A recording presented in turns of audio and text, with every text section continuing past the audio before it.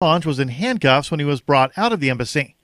And as he was being dragged from the embassy, he managed to grab a book, Gore Vidal, History of the National Security State. As he was shoved into a van, Assange held the book facing forward so that it could be seen by the camera. According to the report from Free Thought Project, the book was written by Vidal and the Real News Network senior editor Paul Jay. It explains how the United States established the massive military-industrial security complex and the political culture that gave us the imperial presidency. The Liberty Beat is sponsored in part by Brave Botanicals, high-quality kratom and CBD at reasonable prices with excellent customer service. Brave Botanicals is activist-owned and mission-driven, fighting for your right to consume plant-based medicine and natural remedies. Find out more at mybravebotanicals.com. And right now, Liberty Beat listeners can save 10% by using promo code SNLS at checkout. This is the latest edition of the Liberty Beat. Find us online at libertybeat.news and snls.news. Your news now continues. During a day of fundraisers and rallies across Texas, President Donald Trump signed 2 executive orders intended to speed up the approval process for oil and gas projects. The anti-media reports the orders also limit states' ability to intervene in the projects. One of Trump's executive orders is aimed at streamlining the approval process for energy infrastructure that crosses international borders. Trump said pipelines, roads, and railways along the border will take no more than 60 days to be approved or denied, and that the decision will now come directly from the president himself. The order changes previous rules which gave the Secretary of State the authority to issue permits for cross-border pipelines and similar infrastructure, a process that has, in some cases, taken years. Trump blamed the delay of pipeline projects on states like Washington and New York for restrictive policies on oil and gas. He also blamed radical activists for slowing down the completion of pipeline projects around the nation, including the Dakota Access Pipeline. Amazon employs thousands of people to listen in on what people around the world are saying to their Alexa digital assistant. That's according to what is sure to be a congressional hearing-inspiring report by Bloomberg, which cites 7 people who have worked on the program. Activist Post reports that while their job is to help improve Alexa, which powers the company's line of Echo speakers, the team listens to voice recordings captured in Echo owners' homes and offices, which are then transcribed, annotated, and fed back into the software in order to try and improve Alexa's understanding of human speech for more successful interactions. The listening team is comprised of part-time contractors and full-time Amazon employees based around the world. Listeners work 9-hour shifts, with each reviewing as many as 1,000 audio clips per shift, according to 2 employees from Amazon's Bucharest office, located in the top 3 floors of the Romanian capital's Globalworth building, and bears no exterior sign advertising Amazon's presence. Support for the Liberty Beat comes from the Conscious Resistance Network, featuring videos, news reports, and articles from a spiritual anarchist perspective. Experience the Conscious Resistance at theconsciousresistance.com. How would you like to have your business featured on the Liberty Beat? You can just send an email to libertybeat@snls.news for details. This is the Liberty Beat, produced in partnership with SNLS News and listeners like you. The Liberty Beat is online at libertybeat.news and snls.news. I'm Mick Murrow, reporting for the Liberty Beat, reminding you, spread liberty with a smile. Now, how much money will all those closeted Republican convention goers bring into the city, Marie? A lot. The average area prostitute normally makes around $200 to $300 a week jerking off truck drivers behind the bus station. I see. Next week, they are expecting to make 30 times that amount sucking off secretly gay Republicans. Wow. You figure the fact that these delegates are so repressed and filled with self-hatred, yes, they tend to like the filthiest, kinkiest sex acts imaginable. Oh, that's which right. tends to cost more. The average well-adjusted gay man has no desire to smear fecal matter all over his partner's face or be beat up by him. But that is exactly the sort of thing that these repressed conservatives are willing to pay top dollar for. Okay, as well as the services of transsexuals, I understand. Yes. A lot of the Republicans repeatedly call the prostitutes faggots or start crying after they've had sex with them. I suppose the prostitutes are shoring up on their politics so they can talk to the Republicans. Ha ha, Andrea, what do you think this is, Pretty Woman? They're just there to get right. Thank you, Marie Byron. RNC's always a good time. This is the Onion News Network.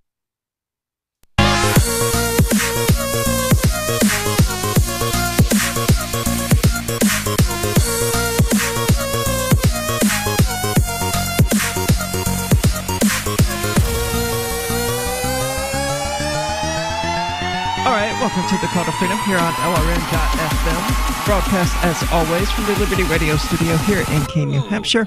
I'm your host, as always, Aria DeMezzo of theanarchistshemale.com, which may not actually even exist anymore. Uh-oh. Did you let it expire? No, I still own it, but I don't do anything with it. I haven't written anything there since mid-February. Uh-oh. Because, I mean, when do I have the time for that? So yeah, you don't have time for anything. So I just kind of let it sit there doing nothing, and I'm not really willing to continue paying Agorist hosting to just host my content online when I can do that on Dropbox or something like that. Yeah, makes sense. But at the moment, I believe theanarchistshemale.com is still up, and I'm joined in the studio today by Michael Hampton from BitcoinHistory.com. And I found a really interesting article this morning. I don't know how it was brought to my attention, but it was. Jurors thought that a gay man would enjoy prison, so they sentenced him to death. Say what? Yeah, so I've joked in the past about getting sent to prison and how I would enjoy it and things like that. It's obviously BS. Yeah, that doesn't even make any sense. No, I'm just making jokes when I say that. Nobody actually enjoys prison. Nobody likes being raped. Nobody likes being attacked. But Charles Rines, a gay man, was convicted of murdering Donovan Schaefer in January of '93. The jurors at his trial in South Dakota were tasked with deciding whether he would serve life in prison without the possibility of parole or be sentenced to death. During deliberations, some jurors wondered if life in prison would be punishment at all, suggesting that years in a men's prison might not be a hardship for a man who is gay. Oh, come on. So the jurors sentenced him to death. It's actually the exact opposite, you know. The people who are openly gay in prison, they don't tend to survive long. Mm. Even though, yeah, there is a lot of gay rape in prison, being openly gay and liking that, according to most of the prison documentaries I've seen, is a really good way to just get the hell beaten out of you until you're dead. But Ryan's lawyers have filed a petition to the U.S. Supreme Court asking the justices to review his case, especially since the High Court has weighed in recently on racial discrimination in juries. But Ryan's case presents a new question. Should juries be able to discriminate against the LGBT community? Well, that's a good question. Should they? I think it's a silly question. Of course not. I don't think that someone be... Well, they sure did in this case. Yeah, they did. But I certainly don't think that when you're deciding the punishment of a person in this sort of system where there is a state and vengeance and all of that, I don't think that you should consider things like their sexual orientation when making that determination. Yeah, that does sound a bit unfair. Just as the Constitution does not permit a person to be sentenced to die because of his race, it should not permit a person to be sentenced to die because of his sexual orientation.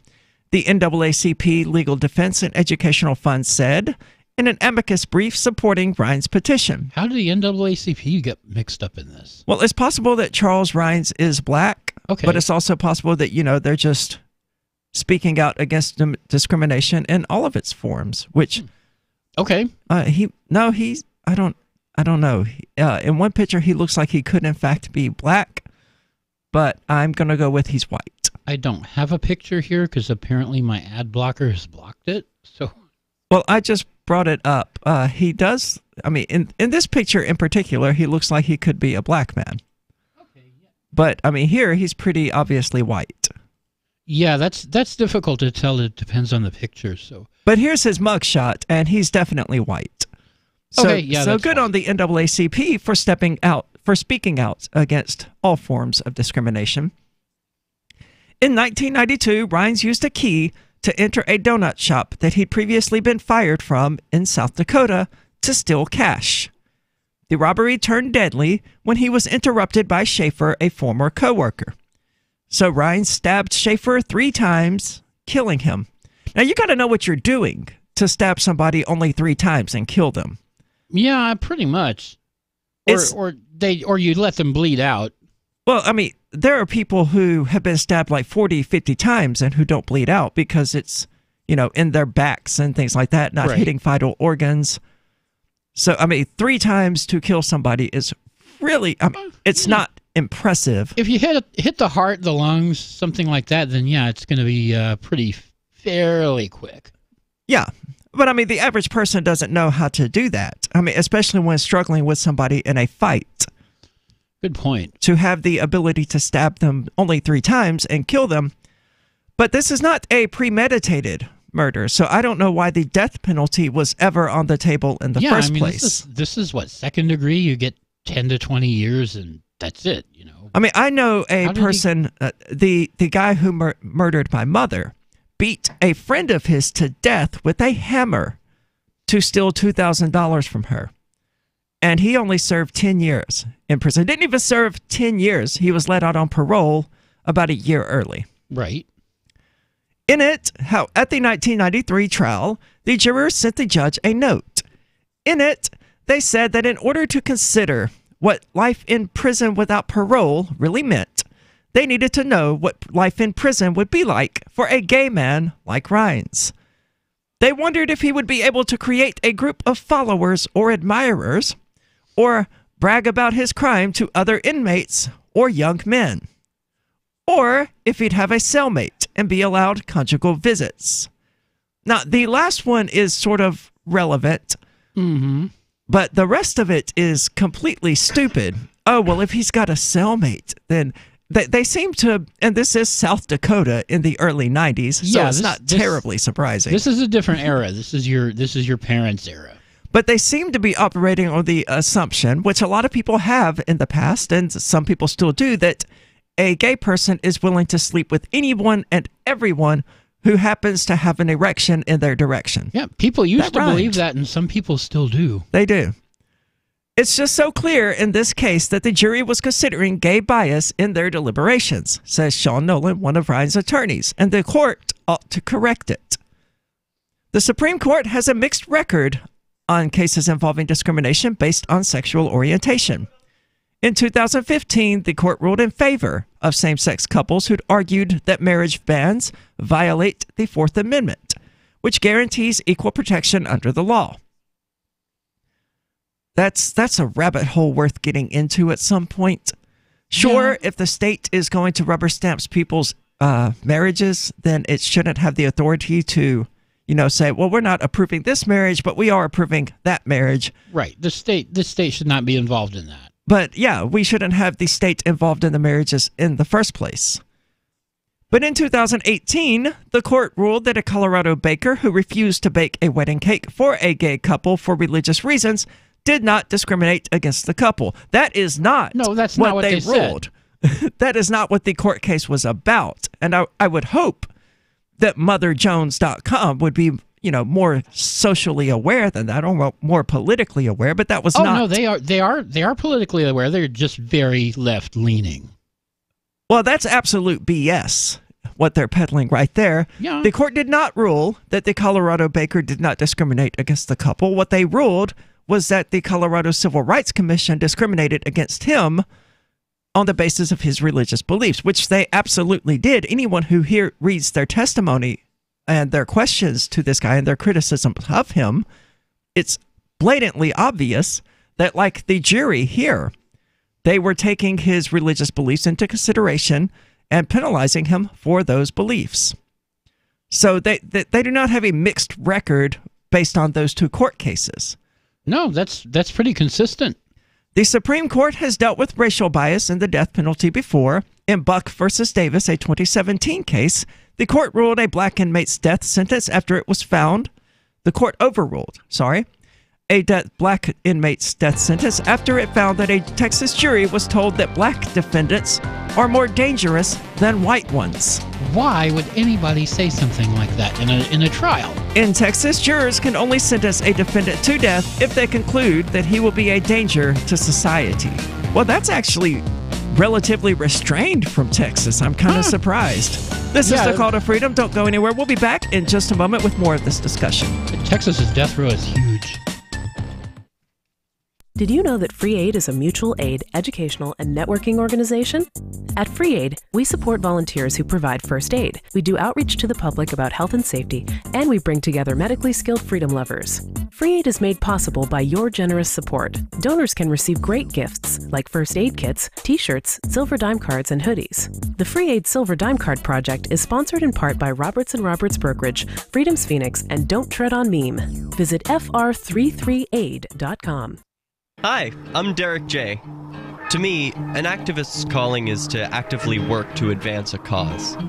The cause for which I work is personal freedom. I believe my life is best when I engage in voluntary interactions and self-government. I reject the idea that anyone else has a higher claim to my life or my body than I do. I see people who call themselves the government as a threat to my personal freedom. I realize you may feel differently, but my relationship with the people who call themselves the government is completely involuntary. If Starbucks used some of its money to drop bombs, I wouldn't shop there. So why would I support the American empire? The empire does not require my consent.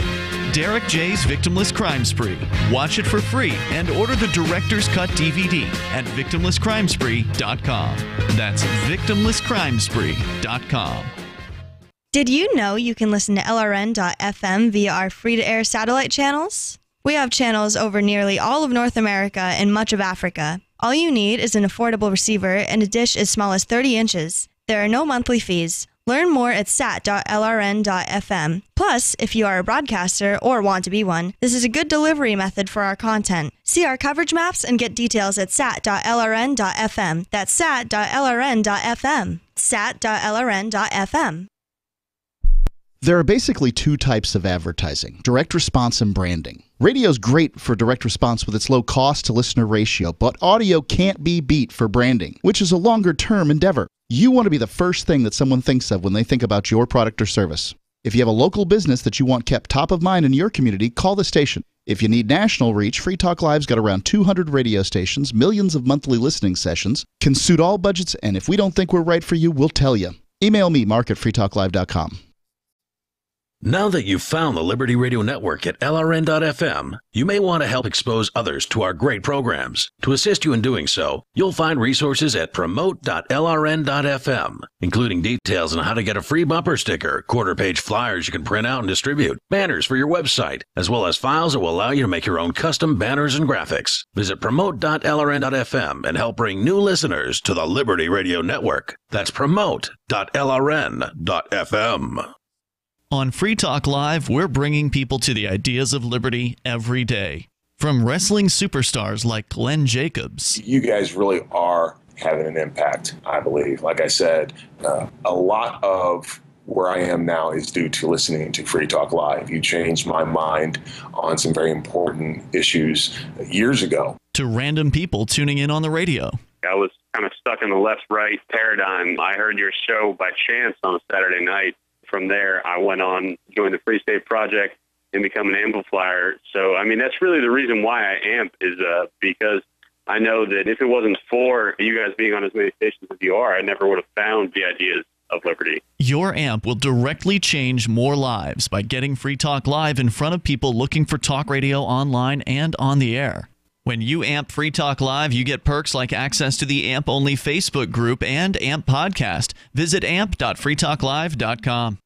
You can put the Liberty Radio Network on the air in your area. Visit broadcast.lrn.fm to learn how. Broadcast.lrn.fm.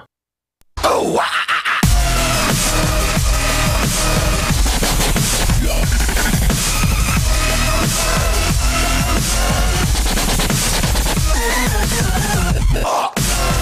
Welcome back. This is the Call to Freedom, and as always, you're invited to give us a call. That number is 603-283-6160. Again, that's 603-283-6160. Or you can use the Discord call-in lines, which you can find at discord.lrn.fm, and join in on the chat there, which is always going about something. Like right now, they appear to be talking about Coinbase and Bitcoin, which is actually not terribly off topic. It's not as bad as the saturated fats conversation they were having yesterday during the show. But so yeah, go check that out. That's discord.lrn.fm. And we've been talking about South Dakota, who in 1993 sentenced a man to death because he was gay, and they were worried that he might enjoy prison because of all the butt sex, presumably. That's not what butt sex in prison is about. No. A few weeks later, the court ruled in favor of Miguel Pina Rodriguez, a Latino man who was convicted of unlawful sexual conduct and harassment. He pleaded guilty, but 2 jurors later told his lawyers that another juror had made racist statements about his likely guilt. Most states have a no impeachment rule, which means jurors cannot testify about what was said or occurred during deliberations. When the case reached the U.S. Supreme Court, it ruled in the defendant's favor and established that racial discrimination is the only exception to the no impeachment rule. I imagine that they will be adding another exception here in the near future. They just might. But in March 2019, the Supreme Court declined to hear the case of Keith Tharp, a black man who had argued that a case against him was tainted by a white juror who wondered if black people even had souls. Wow, that is quite possibly the most racist thing I've heard this century. I can answer that question pretty definitively for him. No one has souls. Sorry to break it to you.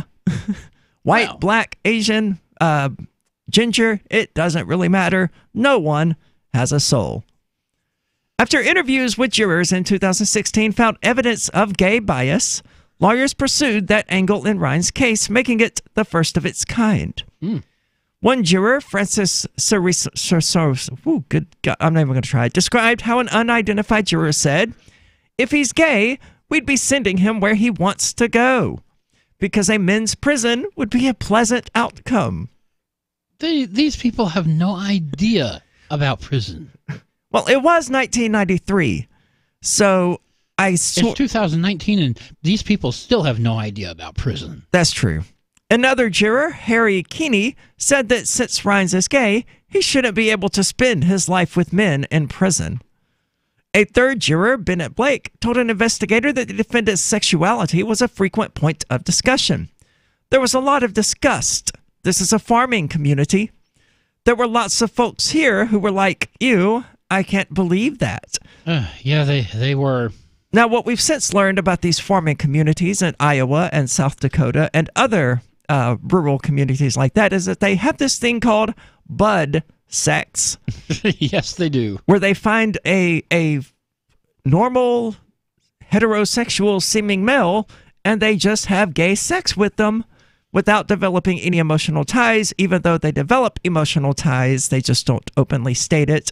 And they identify as straight. Yeah, and they're totally straight, although they suck each other's willies and have butt sex. But they're totally straight.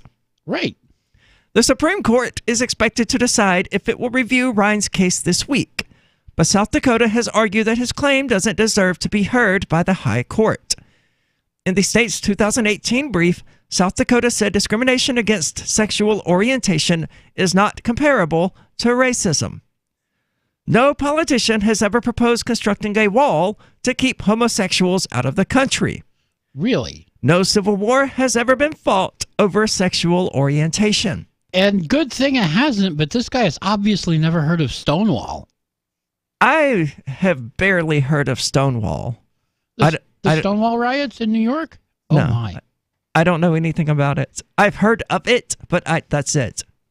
I know it was something in LGBT history that happened. It happened. It did happen. It was kind of a turning point. Cool. Well, we'll have to get into that because, like I said, I don't know anything about it. But Ryan's legal team is not buying it. They're trying to say this isn't discrimination, that gay bias isn't as embedded in our system. That just seems kind of ridiculous. Yeah, it is so embedded, and it's part of the institutional... Is it? Bigotry. I don't know about that. I know a lot of cops do disproportionately target LGBT people. Perhaps they're not as easily identified as people of color. Right. Well, to some extent they are. I mean, you can look for the rainbow flag, but... Or they end up, pulling people over and it comes pretty... Yeah, I don't agree that it's endemic to the system, G. Vero. because it is hard to pinpoint a gay person and punish them disproportionately based on that. It's much easier to look at someone's skin color and go, oh, well, they're black.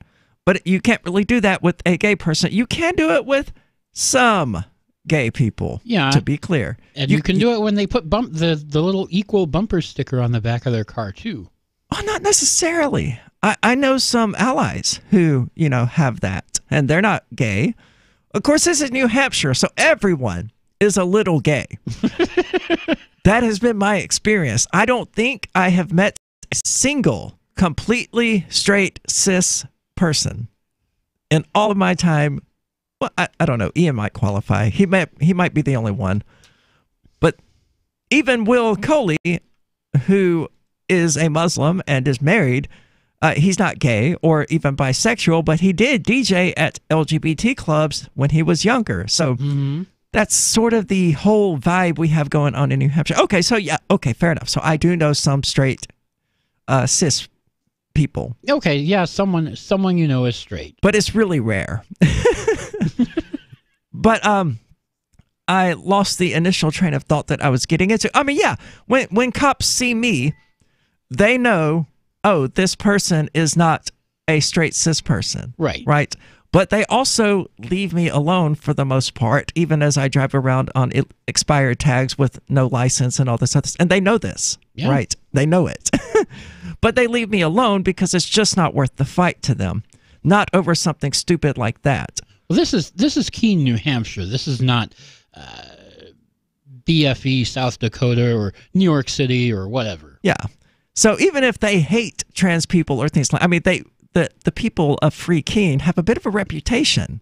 And although I'm not technically affiliated with Free Keene, they know what would happen. They don't mess with you, not because of your hair or your expired plates, but it's because of that bumper sticker on the back of your car. It is because of that LRN.FM bumper sticker. It is absolutely because of that. And if that's not doing it, it's the PorkFest sticker. Yep. But the most recent time I was pulled over, it was actually like 4.5 months ago. And I had 2 drinks at a bar. I had just gotten off work. 2 drinks at a bar is not enough to even get me buzzed, so don't freak out, people. And I was driving home. I got pulled over because my driver's side brake light, it's a little twitchy. Sometimes it goes out, and I have to get out and pop it out and pop it back in. Right. And the cop, he overlooked everything else and basically just pleaded with me to please fix the brake light. He was like, look, man, just please take care of this. I was like, I will do that. You have my word, I will do that. And I did do it. And now they leave me alone. This is the Call to Freedom. We're going to get back into this gay discrimination in just a moment. The Free State Project has reached its goal of 20,000 liberty lovers who've pledged to move to New Hampshire and get active to achieve liberty in our lifetime. Perhaps you're trying to figure out what part of New Hampshire should be your destination. If so, consider Keene. You'll find more than 150 reasons to move to Keene at move.freekeene.com. Keene is famous for its historic, publicity-generating activism, as well as being the liberty media capital of the world. It's home to freekeene.com, New Hampshire's destination for liberty activism, news, and opinion. For years, we've been compiling over 150 reasons to move to Keene at move.freekeene.com, where you'll learn about some of what's happening here and what makes Keene a great place to live. If you love liberty, you'll probably enjoy anywhere you end up in the Shire. But do your due diligence first. Please visit move.freekeene.com for the full list of over 150 reasons to move to Keene. That's move.freekeene.com. What do you shop for that you could otherwise buy at Amazon? Pretty much everything, right? Amazon has competitive pricing and they deliver, and that's a big plus. If you could plan ahead in your shopping, would you be interested in saving up to 33%? There's a catch. You have to do your shopping in Bitcoin. But imagine those savings. It's like a huge raise. All you have to do is go to saveitpurse.com. We've saved thousands, and you can too. Plan ahead and save. SaveItPurse.com. This is Michael Dean from the Freedom Fiends. I've run websites since 1996 and have used over a dozen web hosts in that time. AgristHosting.com is the only one that hasn't broken my heart. Agrist Hosting's uptime and service is stellar, and their DDoS mitigation is the best I've seen.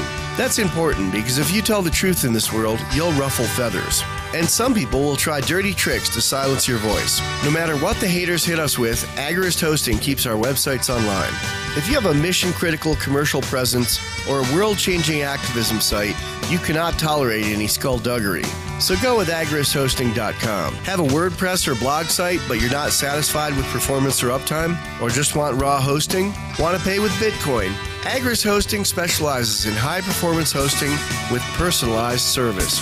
Go to agoristhosting.com and click on the button that says Get Hosted. That's agoristhosting.com. LRN.FM is proud to announce our official listening apps for Android and iOS devices. Now you can easily tune into our streams anywhere, anytime on your smartphone or tablet. Just visit apps.lrn.fm or search for LRN.FM in the Android or Apple app stores. Please download, rate us 5 stars, then share the link on your social media and let your friends and family know how you're listening to LRN.FM. Download it now, free at apps.lrn.fm. We have some good news. The indictments against Ross Ulbricht in the District of Maryland were dismissed with prejudice, meaning they can never be refiled. This is especially good because those indictments contain the only charge ever made that Ross engaged in murder for hire. This was a serious allegation that Ross Ulbricht denies. It was never prosecuted or ruled on by a jury, but was trumpeted by the federal government and the media as if it were proven fact. The Maryland court held these indictments for almost 5 years, poisoning Ross's case and leaving him under a cloud of unproven allegations. As explained in Ross's appeal to the Supreme Court, the fact that the judge used these allegations to give Ross a draconian sentence of double life without parole violated his Sixth Amendment right to a jury trial. Judges are required to issue sentences based on convictions decided by a jury, not unproven allegations never even charged at trial. Although this is a positive development, the dropped indictment will not set Ross free. Now, a presidential pardon is Ross's only hope of freedom. Sign the petition at freeross.org. freeross.org. Help get LRN.FM into more ears. Visit promote.lrn.fm for a free bumper sticker, flyers, banners, graphics, and more. Promote.lrn.fm.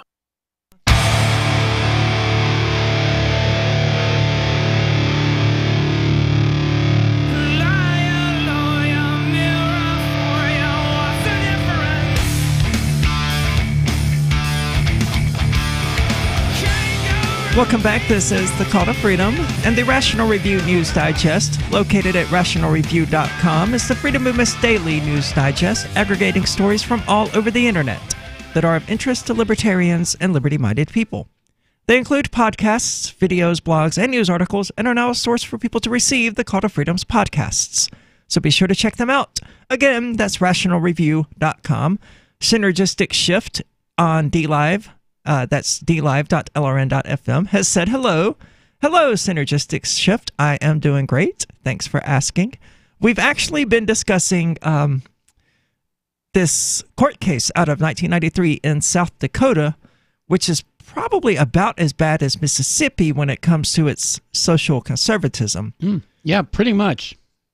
And aren't they primarily Mormons in South Dakota? Well, this was... that's Utah. This is Rapid City, South Dakota, which is in the western part of the state near the Black Hills, Mount Rushmore and all that.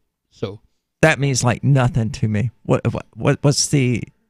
Does that mean they're Mormons? No, it does not mean they're Mormons. It does mean they're extremely conservative. Okay, cool. Thank you. So, and that, of course, led us briefly to a discussion about Stonewall, which I know nothing about. And I almost immediately started getting messages telling me what a terrible queer person I am for not knowing about LGBT history. And of course, I'm not queer. I am trans. They are not the same thing. They're not even remotely the same thing.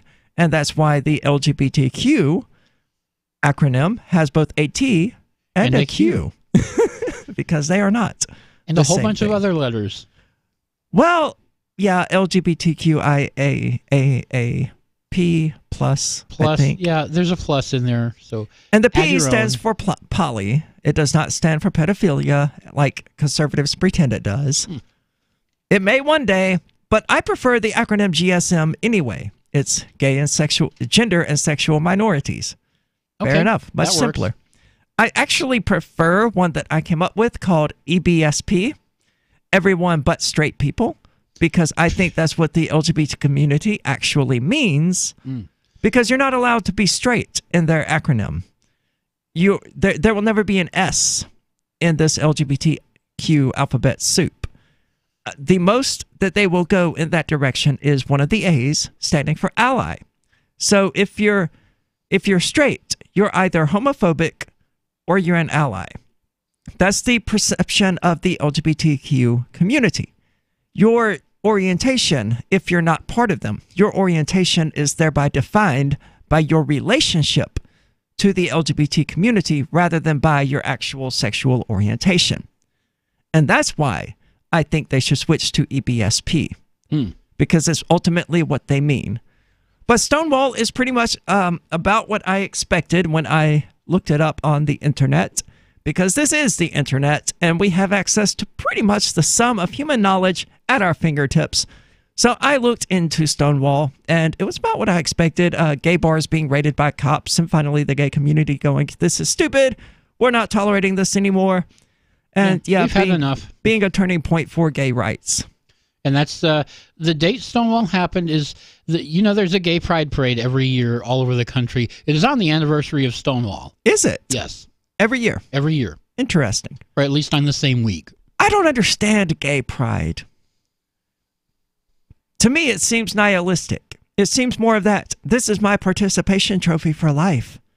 I've never actually achieved anything, but I have these arbitrary characteristics. Yeah, it might be today. I mean, I haven't been to a gay pride parade in 15 years or more. I have never in my life gone to a gay pride parade. But back then it was more about...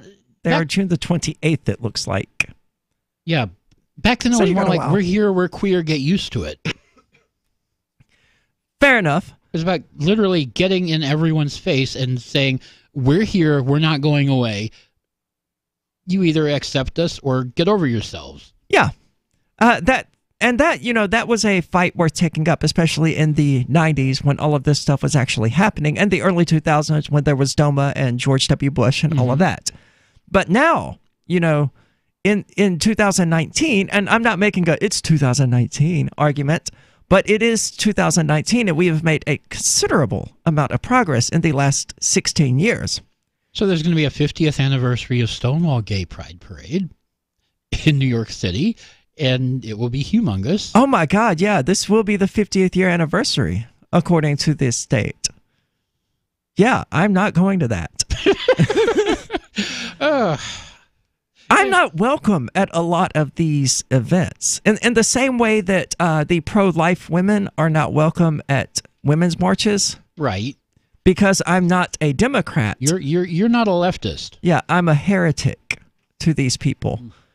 And although they don't hate me quite as much as they hate people like Chris Cantwell, they do hate me considerably. Oh, they still reserve a lot of hate for you. They do. One of the more successful things I did when I first started doing YouTube was a criticism of the liberal redneck, who was accusing this woman of being racist because she happened to be homophobic. It was that woman who ran through Target with the Bible with her kids talking about how gay people were sinful or whatever. I don't remember exactly what she said. Oh, I kind of vaguely remember something about that. But he did a video, and during it, he straight up said she was racist. And his reasoning for this was because she was white. And I, of course, took issue with this because that is racism. It's like, oh, she's white, so she must be racist. Or she's white, so she must be stupid. Or she's white, so she must be immoral or whatever. Yeah. It's racism. And coming from a white person, it's exactly that sort of self-hating white guilt crap that, the conservatives criticize. I know. Well, here's some news for you. White is a color. It is a color. I mean, we're not even white. We're tan. But that minutiae aside. I mean, it's faded since last summer, but, So I made this video criticizing him. Back then, what I would do was I would record their video. I would download their videos. I would begin to play it. And then I would interject myself watching it, responding to it, and things like that. And so I made this video criticizing him and calling him out for his horrible behavior and his horrible beliefs and practices. And I was flooded by his supporters, these liberals who literally told me, and I have screenshots of these comments because this is the only video I've ever taken down, and it was because I was getting hundreds of these comments a day. They came to my channel to tell me to shut up because he was speaking for me, and it was wrong of me to criticize him while he was speaking for me. Oh, no. Complete and total inability to recognize that I was speaking for me. No, nobody speaks for me. I speak for me. No, if I say A and this person says, oh, no, I'm speaking for you and you mean B, and I say no, I mean A, I'm the one who's right because I'm the one who gets to speak for me, but they didn't get it. And after defending myself against these people for about 4 days, I was like, this is not worth it. I am taking this video down. And I did. And I will never take down another video. Now I just let the trolls go at it. Yeah, have fun. Ignore the comments. Yeah, that's exactly what I do. They're currently doing that to the Shemale versus Nazi video. Not nearly as successful as far as viewers and numbers go, but it reached a point where it had like 2 likes and 360 something downvotes. I mean, people were pissed that I, an actual trans person, an actual quote-unquote victim of this woman marching through Target. It was about Target's trans bathroom policies. That's what the whole thing was about. Oh, right. So this pertained directly to me. But these liberals came in and downvoted my video into oblivion because they were so upset that I dared say something that fell out of their little, oh no, we have to demonize and hate these people. Yeah, you disagreed with them. Yeah, and that's the utmost heresy to them. It's all about that groupthink. If you're a square peg, they want you to fit into the round hole, and if you don't, they're going to attempt to shove you in, and if you still don't, they're going to discard you just like they do the conservatives. This is the Call to Freedom. Don't go anywhere. We're going to get further into Stonewall and this jury in just a moment. Looking for a great real estate investment? Consider New Hampshire, which is ground zero for the Liberty Movement. Your first call should be to Mark Worden from Porcupine Real Estate. He's more than just a real estate agent. He's your New Hampshire concierge. Where are the best places to live? Do you want farm, city, the burbs, or forest? Do you want a duplex or multifamily building so that renters pay your mortgage? There are homes in all price ranges in New Hampshire, and Mark can help with financing too. Invest in liberty and property. Mark Worden can help. PorcupineRealEstate.com Is spreading the message of liberty, cryptocurrency, and peace around the globe worth $2 per month to you? As you may already know, in addition to our internet feed, LRN.FM broadcasts on free-to-air satellite across North and Central America, as well as Sub-Saharan Africa. And we've been available on satellite for free 24/7 since 2010. The LRN.FM free-to-air satellite signal is reaching some of the most oppressive regimes in the world, and there's no doubt our ideas are making an impact. You can learn more about the channel's impact by watching the 3-minute video at fund.lrn.fm.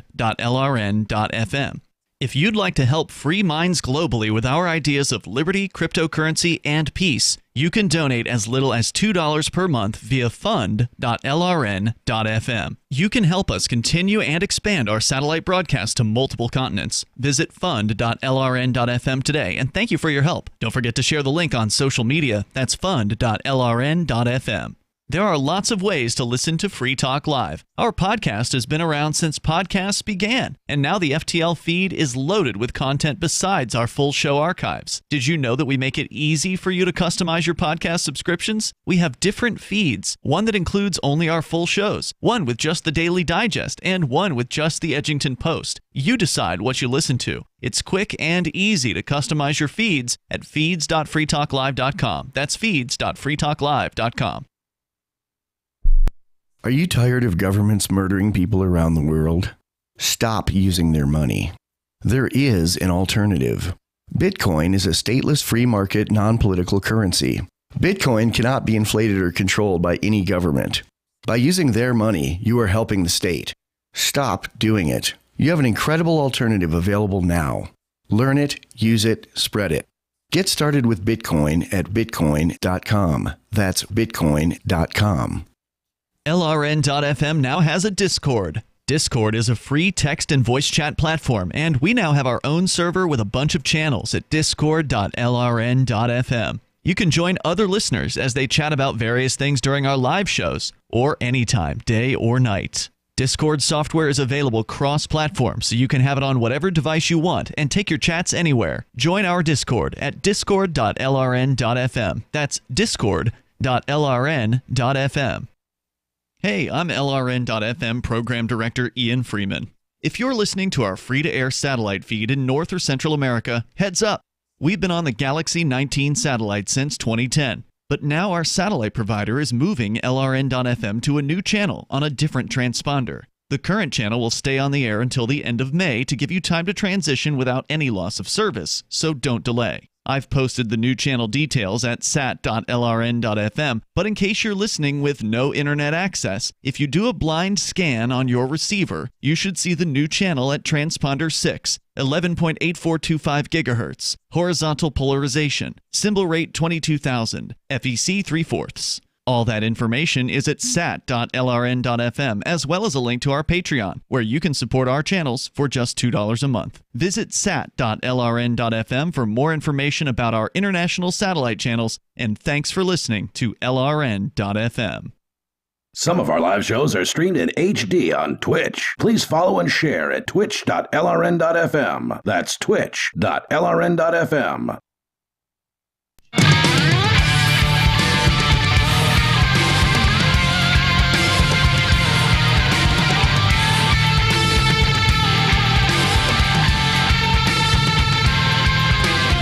Welcome back. This is the Call to Freedom. And if you've ever wanted to have sex with prostitutes and then arrest them, or bust people for drugs and then sell the drugs on the side for a nice little bonus, then you should try the Thin Blue Line game, which can be found at thinbluelinegame.com.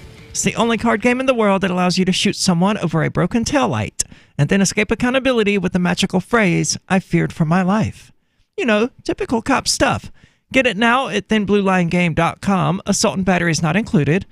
But for a limited time, you can order your copies and use the coupon code CTF to have all shipping costs waived. So go get it. That's thinbluelinegame.com. And we've been talking about this jury in South Dakota who in 1993 decided that because this gay dude might like getting pounded in the butt in prison, they should sentence him to death. They obviously had no clue that anyone who gets the death sentence ends up in prison for 20 years before they actually get around to it. Now, Kicks for Guns has pointed out on Twitch in relation to the Thin Blue Line game that it sounds like Grand Theft Auto 5, but you're the cops.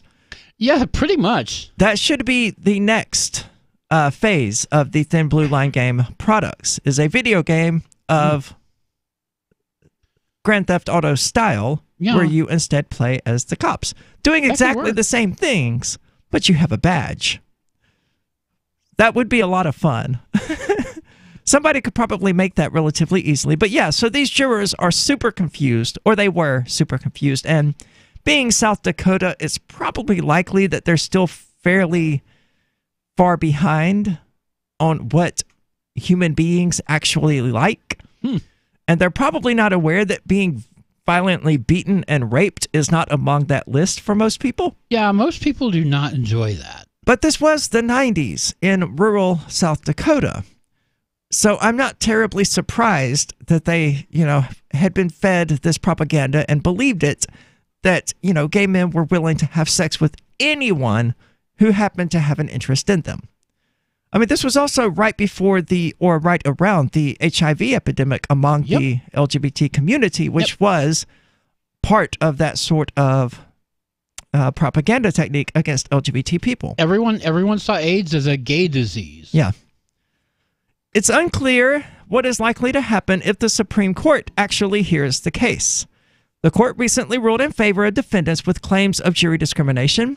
But when the court made its rulings in Black Buck versus Davis and Rodriguez versus Colorado, Anthony Kennedy, a moderate conservative, often served as the swing vote on death penalty issues, voting usually with more liberal justices in both cases.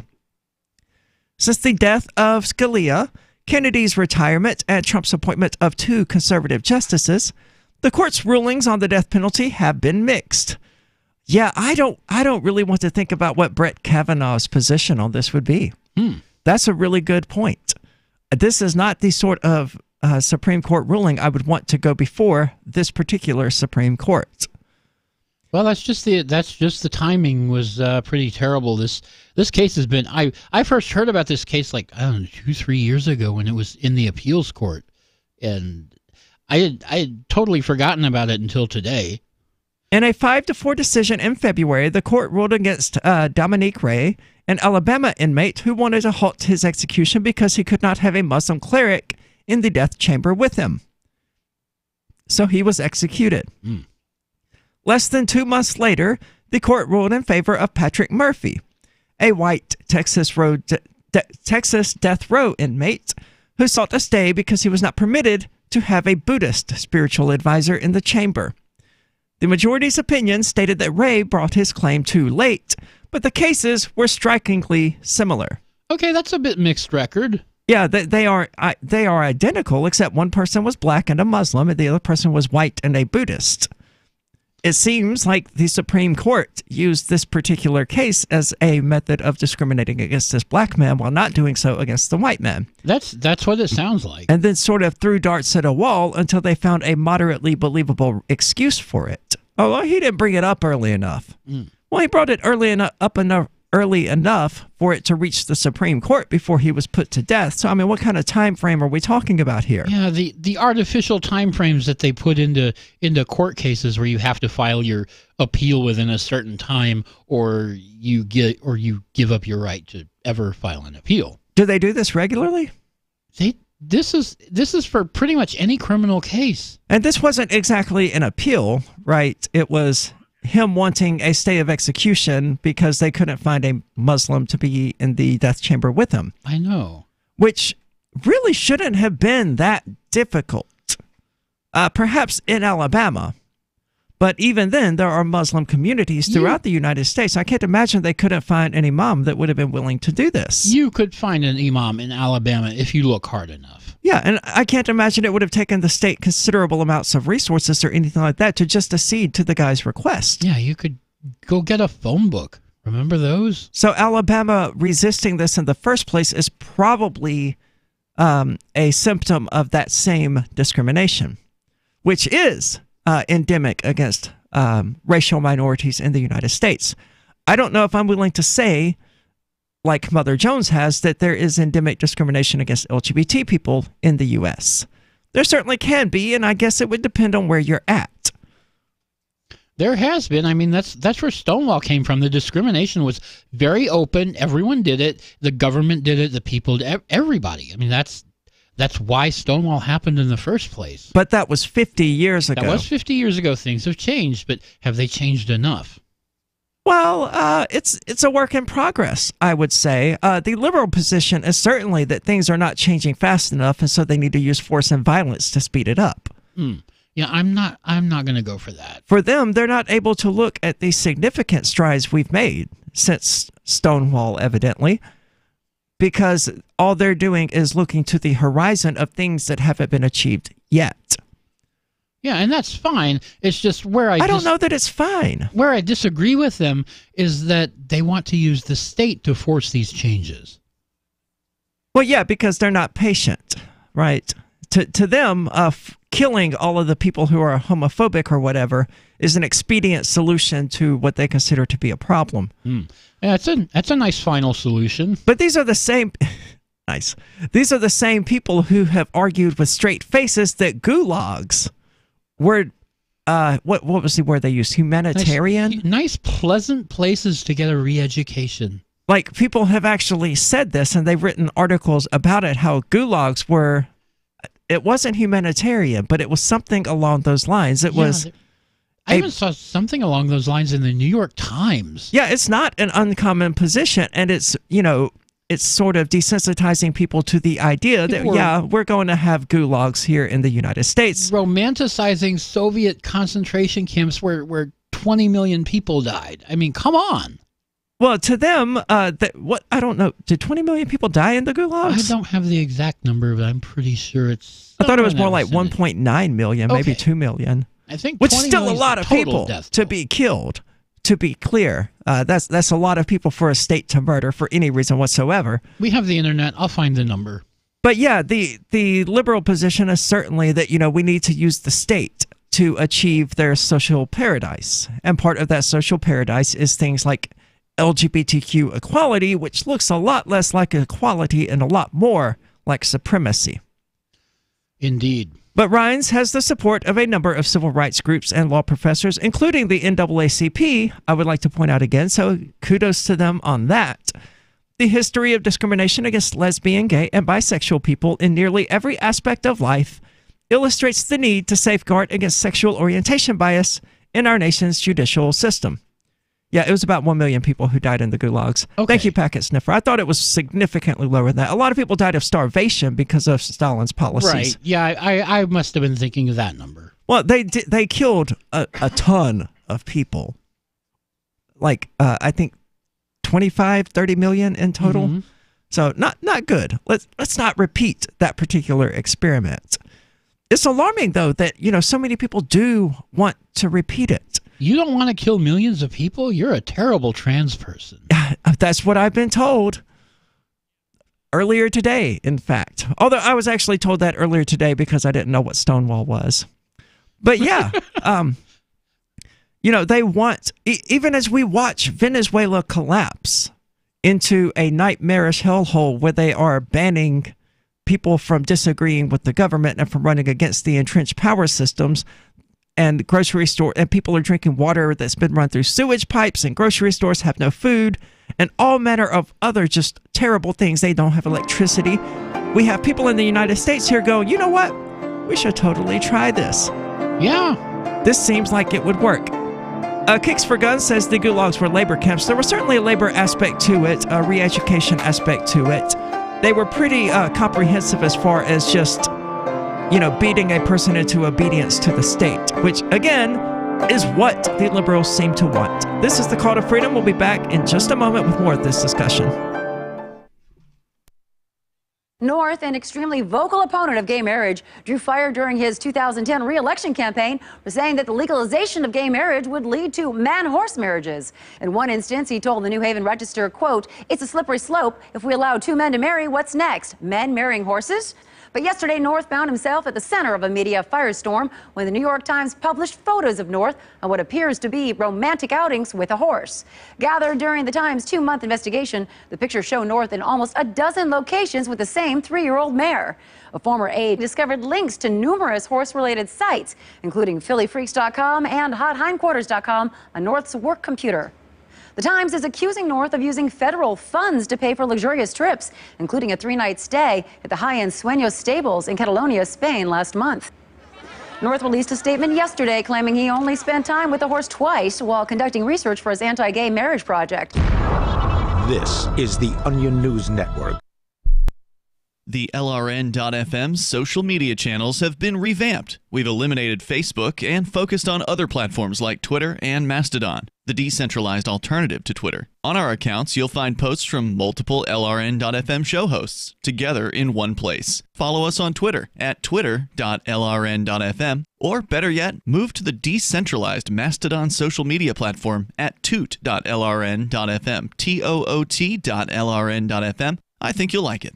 So you've signed the Shire Society Declaration and are planning your move to New Hampshire to be around more liberty-oriented people. Next, sign up for the Shire Society Forum at forum.shiresociety.com. There are a bunch of people there who are already in the Shire, and they want to meet you. If you're already in the Shire physically, you should also come by the forums. Remember, not everyone uses Facebook. New people are signing up for the Shire Society Forum every month, so drop in and say hello at forum.shiresociety.com. More of the Call to Freedom is coming up next, live after the news on the Liberty Radio Network at LRN.FM. This is the Liberty Beat, your daily source for liberty news and activist updates. Produced in partnership with SNLS News and listeners like you. Online at libertybeat.news and snls.news. I'm Mick Murrow, reporting for the weekend edition of the Liberty Beat. Gold is trading at $1,293, silver at $15.02, and Bitcoin is trading around $5,069. Today's prices are brought to you by InnoScale. Take off with Managed Cloud. Looking for a safe, secure way to store your important files online? let InnoScale handle it for you. Their high-availability cloud servers are the perfect solution for clients needing one or more secure, scalable servers with built-in hardware failover protection. For details, see them online at InnoScale.net. Free Julian Assange and Chelsea Manning. Free Julian Assange. Demonstrators gathered Thursday, just hours after the arrest of WikiLeaks publisher Julian Assange by UK authorities, outside of the British Embassy in Washington, D.C., to denounce the unprecedented affront to freedom of the press. Protesters also took the opportunity to highlight the injustice of the jailing of Chelsea Manning over her refusal to testify against Assange. Anti-war groups Code Pink, Answer Coalition, and Popular Resistance, in addition to a handful of unaffiliated activists and sympathetic reporters, took turns giving speeches in support of Assange and his publishing record. The anti-media reports that anti-war groups Code Pink, Answer Coalition, and Popular Resistance, in addition to a handful of unaffiliated activists and sympathetic reporters, took turns giving speeches in support of Assange and his publishing record. According to Popular Resistance, demonstrations were planned in a number of cities across the world. The Liberty Beat is sponsored in part by Brave Botanicals, high-quality kratom and CBD at reasonable prices, with excellent customer service.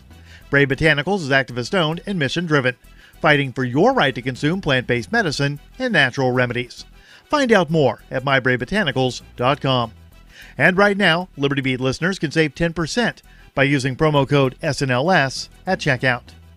This is the latest edition of the Liberty Beat. Find us online at libertybeat.news and snls.news. Your news now continues. The United States pressured the United Nations to recognize self-proclaimed interim president Juan Guaido during a Security Council meeting held Wednesday. The anti-media reports that U.S. Vice President Mike Pence told the UNSC that the time has come for the UN to recognize Guaido as Venezuela's legitimate president and accept the latter's representative to the world body. He added that the U.S. would circulate a resolution to this effect, but offered no details on his timetable. A previous U.S. resolution at the UNSC was vetoed by Russia and China on February 28th.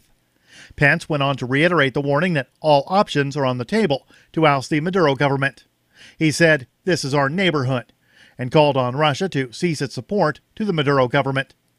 Venezuela's U.S. representative, Samuel Moncada, slammed what he called a clear move to undermine Venezuela's rights, adding that his legitimacy depended on UN recognition and not on the declarations of the U.S. Vice President.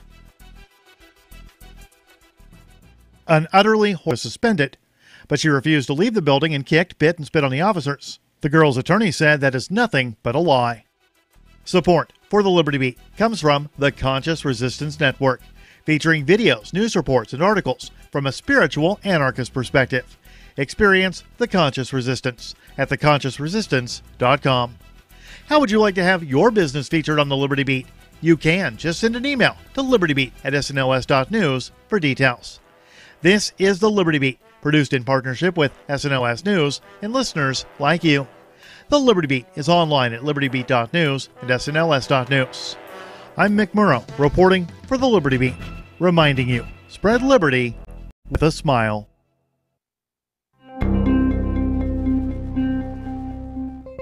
According to a new report released this week by the Pew Research Center, a rising number of weak, emasculated men are working as stay-at-home dads, with a steadily increasing number of feeble, pathetic fayboys choosing to spend their days cooking, cleaning, and performing other submissive duties. Well, our findings indicate that more and more pussified half-men are not going to work, and instead are embarrassing themselves by purchasing groceries, packing children's lunches, and denying all aspects of their masculinity on a daily basis. The Onion spoke to one of these effete, pathetic excuses for men to get his response on the new report. I love being able to stay home with Angela. I mean, it's a lot of work, but I wouldn't trade it for anything in the world. What a f***ing pussy. For more on this story, check this week's Onion Review. This is the Onion News Network.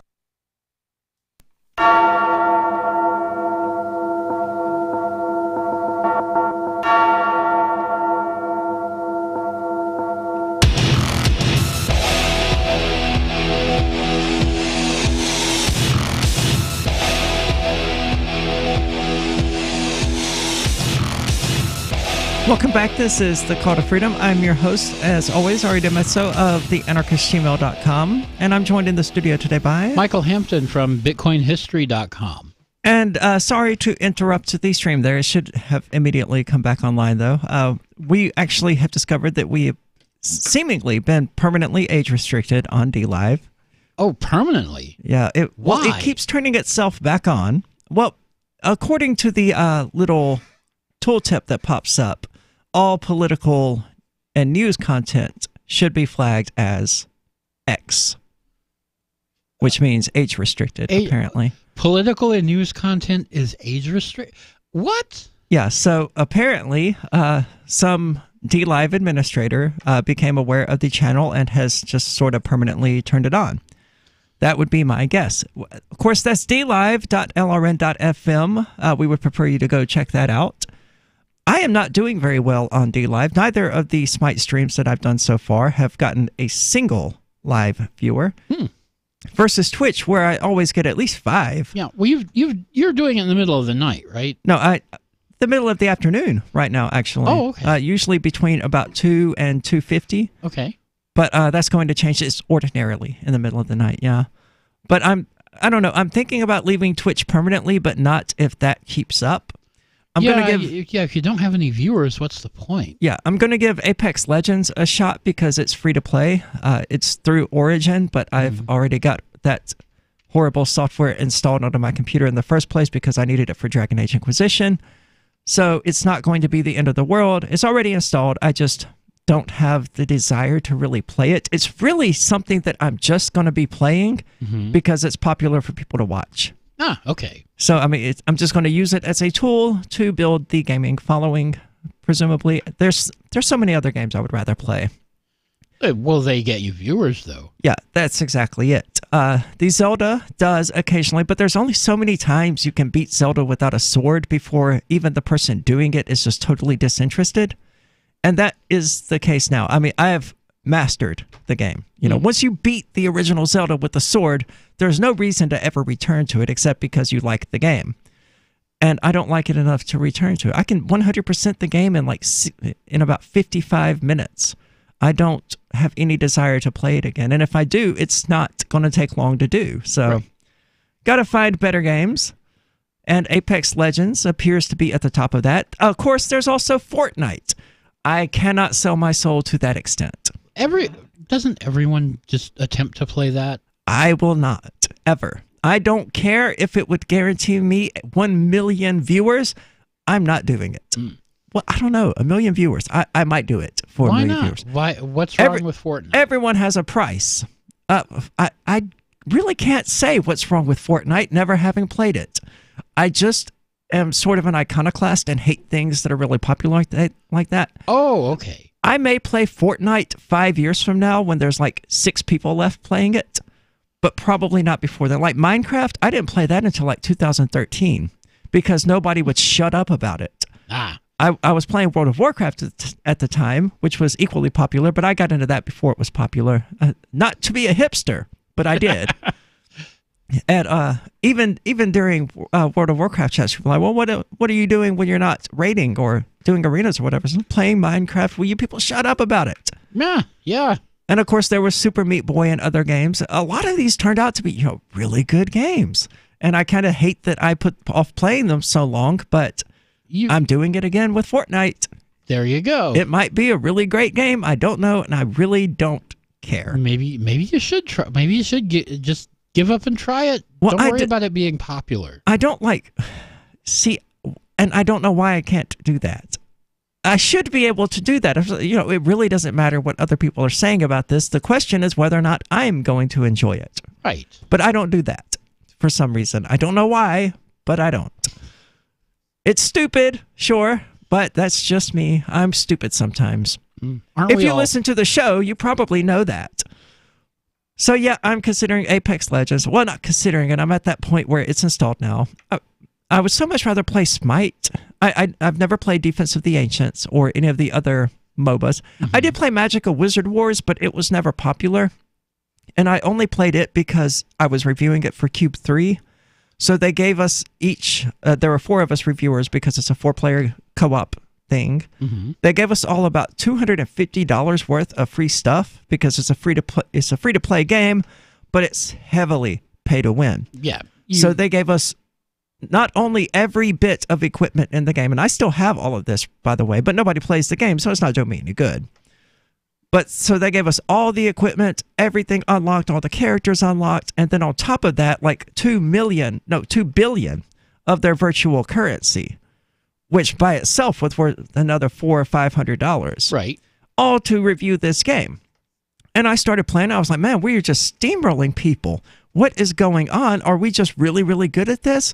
So I created a new account without any of this stuff and got stomped into the ground. Really embarrassing. Like 2 kills, 19 deaths kind of stuff. Oh, yeah. Because it's that heavily pay to win. Smite doesn't have that problem. You really just unlock skins in Smite. Everything else, well, you can unlock everything just by playing the game, but it's going to take you years to do. And I don't have that kind of time on my hands. I don't need to unlock new skins for character Y or character Z. So, and that's my issue with Fortnite, is that so many of these free-to-play games are, in fact, pay-to-win, or fee-to-pay, as Jim Sterling likes to call them. I don't want to invest any amount of money into a free game. And I know that's kind of an FU to the developers and things like that, but the reason I don't do that is because they primarily tend to require them in order to succeed at the game. And I think if they're going to do that, they should just charge for the game. Yeah, just charge for the game. Why are you putting people through all this pain? Yeah, well, yeah, exactly. And it is pain. It's psychological in a lot of ways. It uses gambling tactics and things like that with loot boxes. And, oh, you can spend 200 of this premium currency to get a chance at unlocking this new character or this new gun or this new type of ammo or whatever. And you end up essentially playing a slot machine, trying to get that reward, and people pour unreal amounts of money into this because they can't just go to a store front and buy what they want. Right. That's why loot boxes exist, and that's why they're the devil, or created by the devil, free, along with the free-to-pay, free-to-play scheme. And God, gaming is such a mess. And season passes and pre-ordering and all of this other mess. It's like, look, I tell you what, you sell me a completed, finished game, and I will buy it. If you can't do that, I'm not giving you any money. So anyway, not sure how we got off on... Oh, yeah, DLive is how we got off on all of that. So that's dlive.lrn.fm. We invite you to go check it out. Already, the LRN.FM channel is close to that 200 follower mark. It's at like 175, something like that. That's pretty quick. This is what, our second day on it? Third day? Third day. This would be our third day on DLive. Yeah, it's seemingly doing pretty well. More people are tuning in, more people are following. So we just have to keep producing interesting content. And I doubt that this 10-minute conversation about random video games that I intend to play really qualified. But hey. I don't know. What'd they say in the chat about it? They're not saying anything in the chat about it. The chat's been kind of quiet, other than Packet Sniffer. They really seem fascinated by the LGBTQ stuff. Oddly enough, I don't like talking about it, but the news was there, so I had to. Mother Jones, of course, is peddling the narrative that the Supreme Court has decided that the Colorado baker didn't discriminate against this gay couple, and that's not at all what they decided. Right. But moving on, the WikiLeaks and Julian Assange arrest is still in the news because President Donald Trump has changed his tune on WikiLeaks. Again? Yeah. Well, still would be how I would characterize it, because although he loved WikiLeaks during his campaign when they were releasing dirt on Hillary, he doesn't seem to be that much of a fan of them now that he's the entrenched power system. When have you ever known a politician to tell the truth during the campaign? Well, never. But I knew Julian Assange to tell the truth. In fact, nothing he's ever released has been shown to be false. That's true. As far as we know, everything he's ever said about any government has been true. So we're going to get into this in just a moment, so don't go anywhere.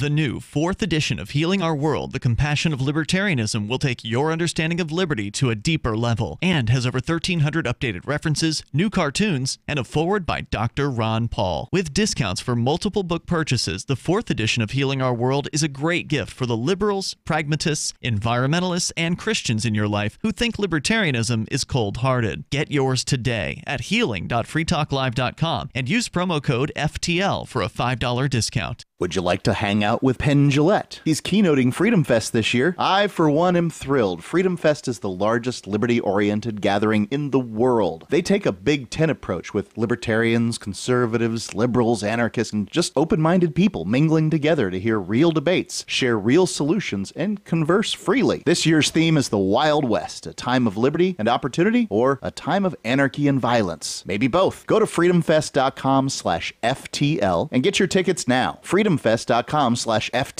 Not convinced yet? Hey, I understand. It's a high-end event, even with coupon code FTLEB. Sure, you're likely to receive investment advice that'll make that sum seem paltry, but I have something special for you. Go to freedomfest.com/FTL and you'll get the 5 best speeches from last year for free. Call it a test drive. Do yourself a favor and go to freedomfest.com/FTL. freedomfest.com/FTL. Use coupon code FTLEB for a discount.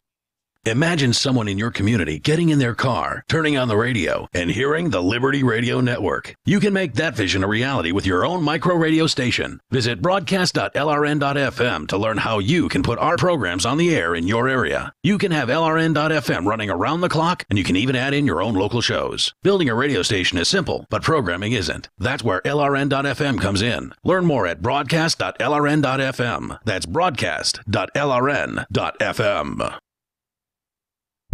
Cell 411 is a free app for Android and iOS that replaces government-controlled 911. Cell 411 allows you to preset a group of friends or private organizations to show up at any emergency. Cell 411 is a nightmare for the state because it proves their so-called services aren't needed. Cell 411 has had thousands of installs, and of course it's covered by the BIPCOT no government license. Cell 411 because your friends won't shoot you when you're in trouble. Without the government, who would build the emergency services? You and Cell 411. Get it today at getcell411.com. Did you know we've taken our LRN.FM telephone listen line to a new level with the LRN.FM audio on demand line? Now you can call 712-770-8447 anytime and listen to LRN.FM's live feed. And you can listen to a bunch of our original shows on demand. Long distance fees may apply. Just dial 712-770-8447 and choose from the menu. 712-770-8447. This is a special alert for business owners, consultants, coaches, folks planning retirement, entrepreneurs, and anyone who is saving and investing to build a financial future. You are likely aware that financial privacy for most people has recently died a miserable death. And let's face it, without privacy, there really is no security, is there? Bankrupt governments and banks on the verge of collapse are perhaps the biggest threat to your financial future today. The Lighthouse Law Club recognizes this and has been working diligently to provide safe, secure, and productive tools to ensure your privacy, your financial security, and your future financial well-being, despite the catastrophes which many people fear are looming ahead of us. Find out more with a variety of free videos on the YouTube channel for Lighthouse Law Club. Just search YouTube for Lighthouse Law Club and secure your future today. Love what we do? Please help support our international satellite channels at patreon.lrn.fm. That's patreon.lrn.fm.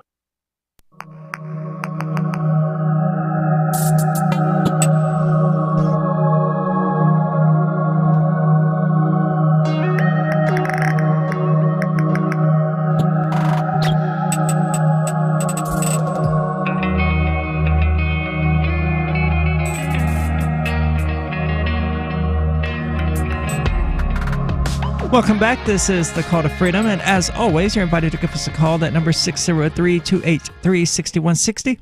Again, that's 603-283-6160, or you can use the Discord call-in lines, which you can find at discord.lrn.fm. You can also join in the chat there, where they're having a conversation primarily about Howard Stern, but it has striking relevance to PewDiePie leaving YouTube in preference of DLive. And I was under the impression that this didn't work out very well for Stern, but I've since been corrected on that. Yeah, apparently Stern made a lot of money. It doesn't seem to have worked out well for satellite radio, though. I don't know anyone who still bothers because you can instead just load up podcasts on the go now. Yeah. Which wasn't really the case then.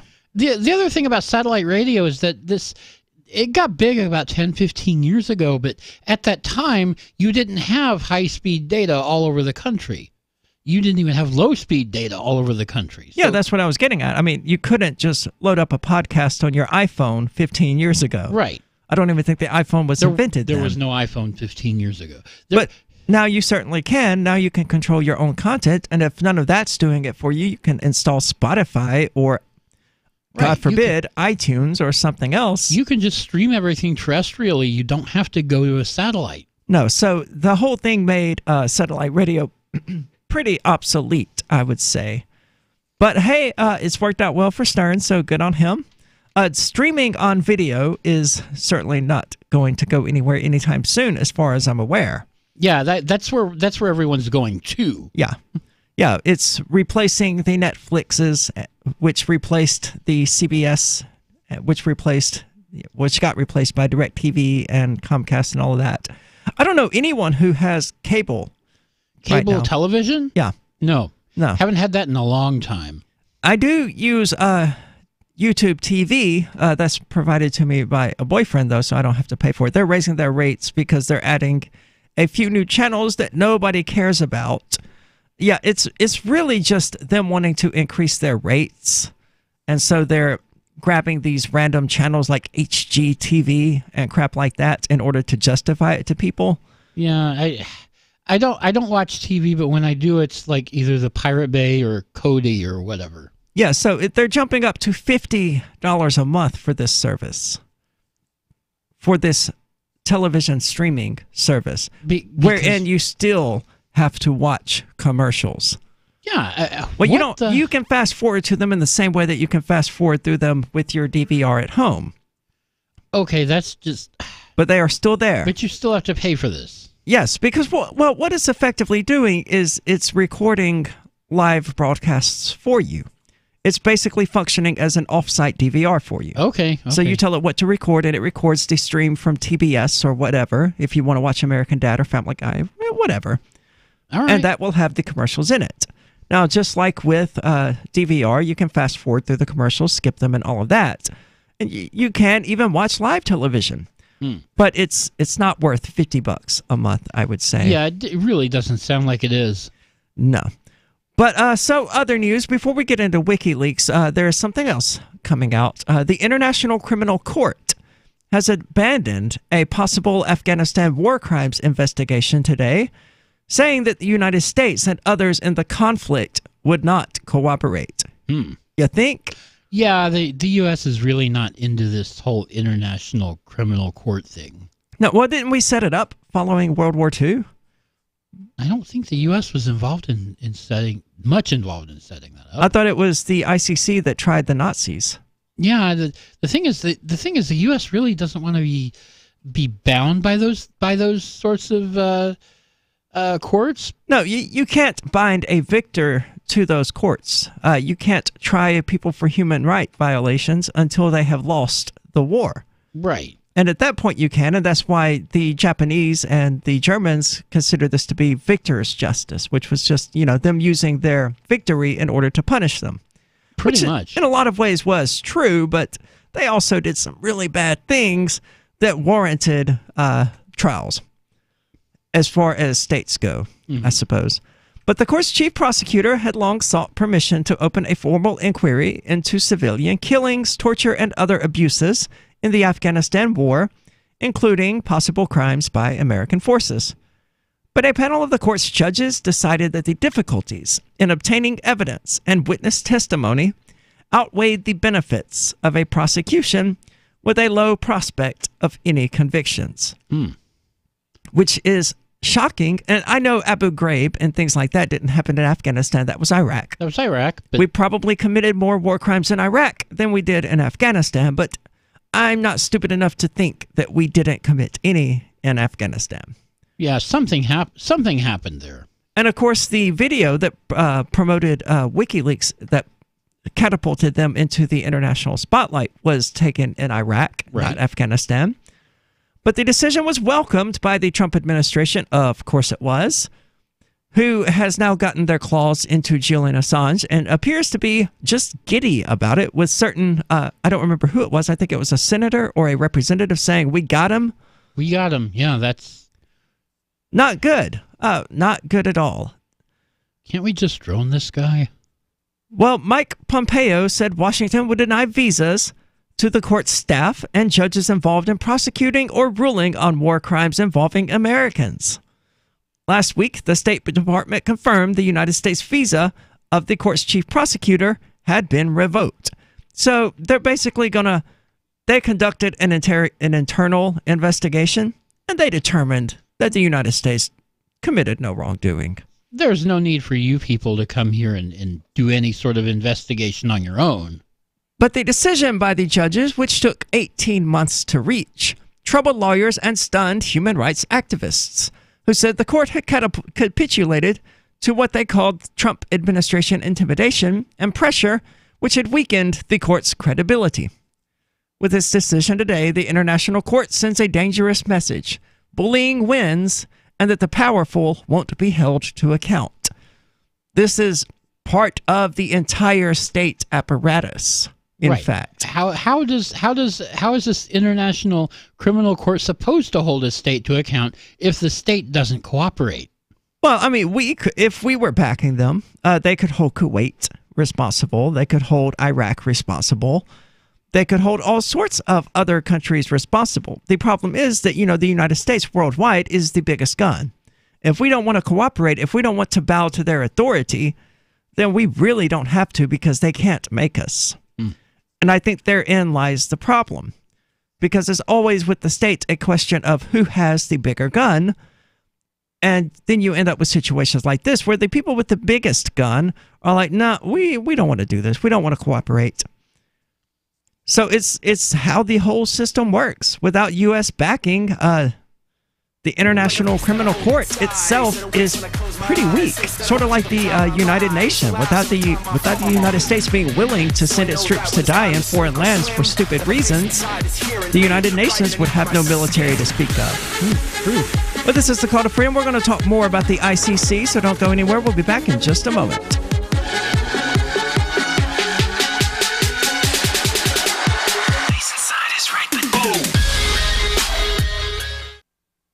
Since time began, tyrants have taken aim at personal liberties. Now there's a movie that aims back.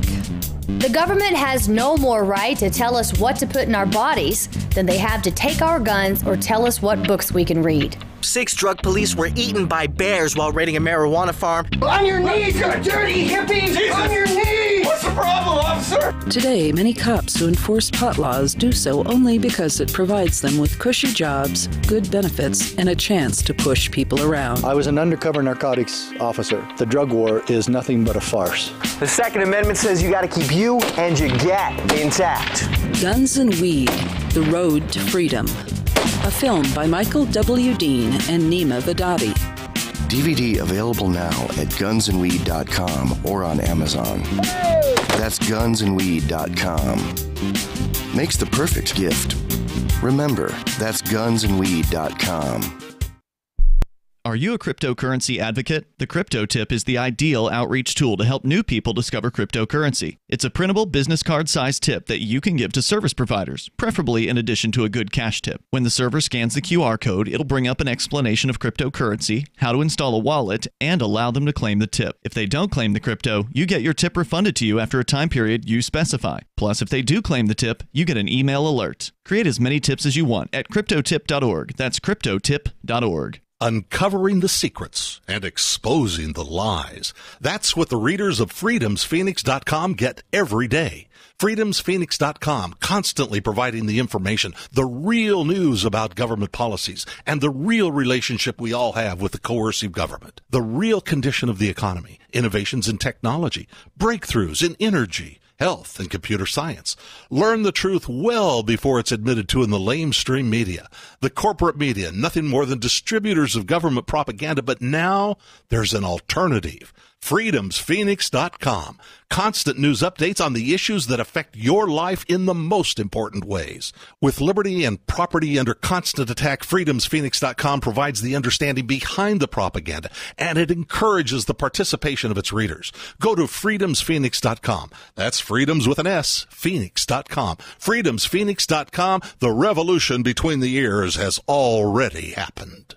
Some of you asked, and now we've delivered. LRN.FM's live Keene, New Hampshire studio shows are now streamed in HD on Twitch. Visit our channel at twitch.lrn.fm and give it a follow. If you have Amazon Prime, you get one free subscription on Twitch. If you use it on our channel, Twitch will give LRN.FM a monthly piece of your Prime subscription cost. So please watch, follow, share, and subscribe to twitch.lrn.fm. That's twitch.lrn.fm.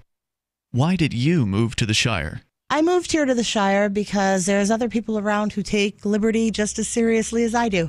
I moved to the Shire because I saw videos of people challenging authority and thought that I could get support myself. It called to me, like, do this, right now. I wanted to be around people like me who got it, and once I got here, I knew there was nowhere else that I wanted to be. I've always wanted to change the world, so I moved to the Shire to join people who were actually working towards doing the same thing.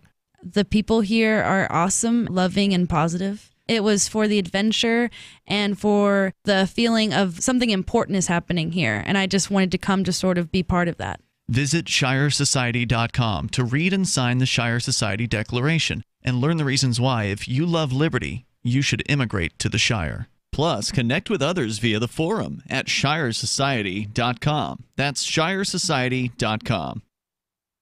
Now you can follow LRN.FM on the decentralized Mastodon social media platform at toot.lrn.fm, toot.lrn.fm.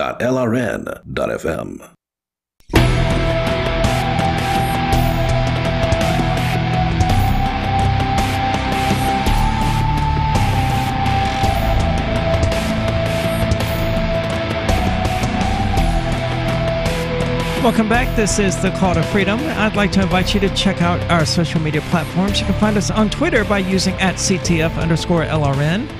You can find us on Facebook and Mastodon, both by using @CallToFreedom. And you can join our Discord server, which you can find at discord.lrn.fm.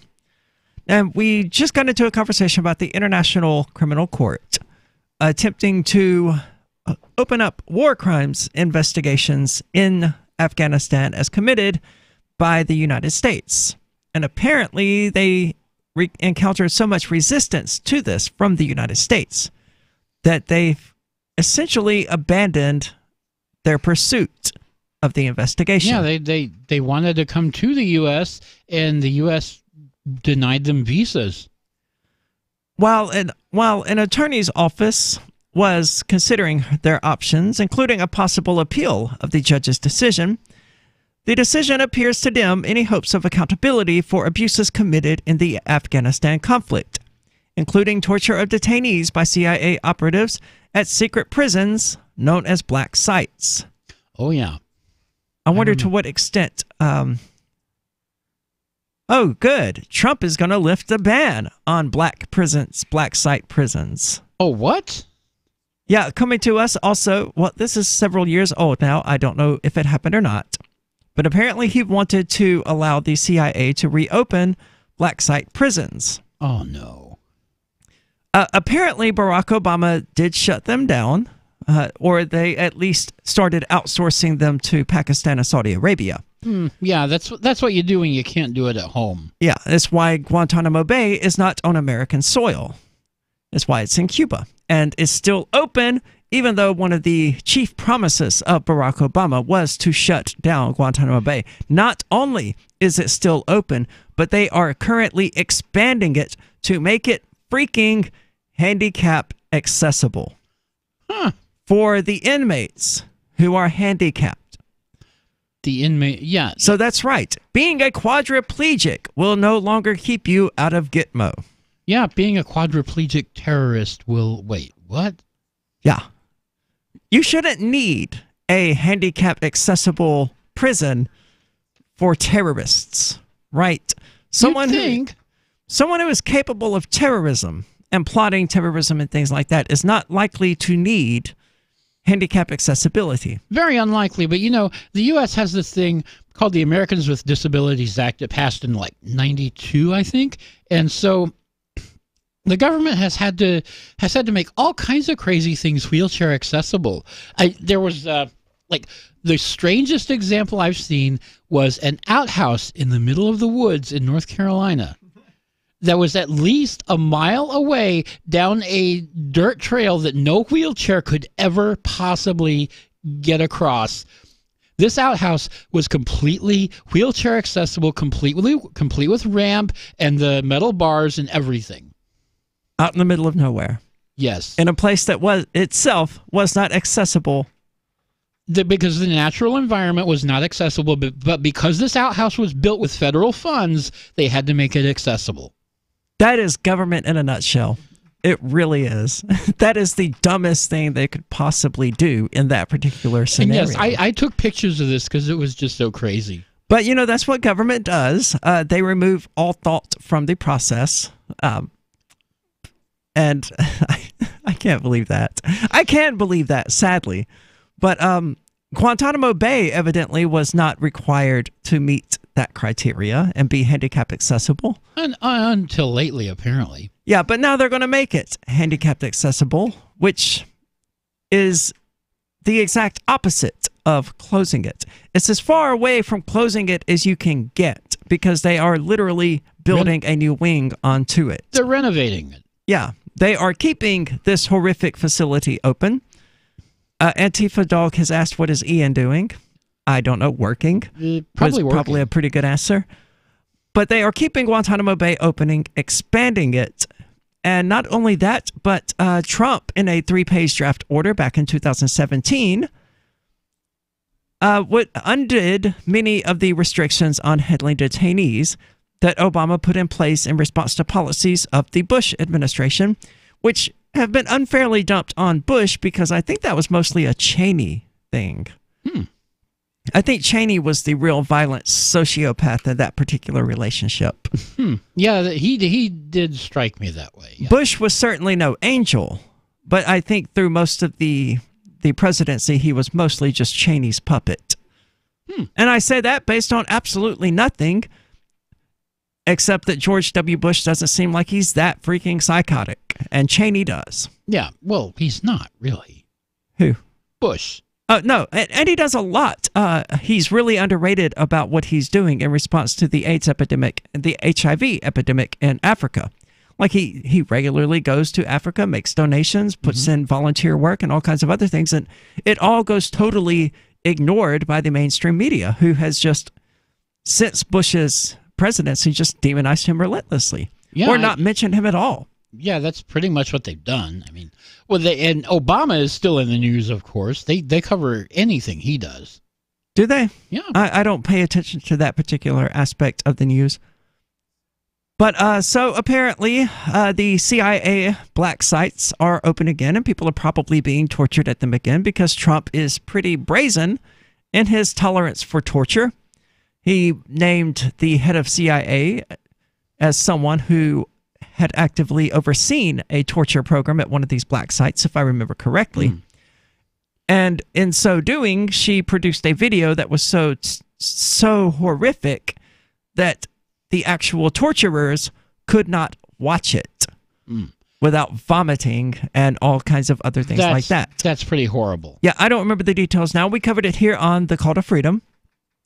But you're really doing something psychotic if you can make a video of torture that is just so extensively immoral that you make other torturers go, this crosses a line. That's way across the line. If you work at one of these reopened black sites, take your phone in, take pictures, take video, send it to WikiLeaks. If you work at one of these black sites, kill yourself. That is the only way you can redeem your soul, is to kill yourself. Because you're an immoral, wretched human being who has absolutely nothing to contribute to anybody else's existence. Oh, wow. That's what I'm going to go with. Don't take. Okay, yeah, sure. Take video, take your phone in, send it to WikiLeaks, and then quit.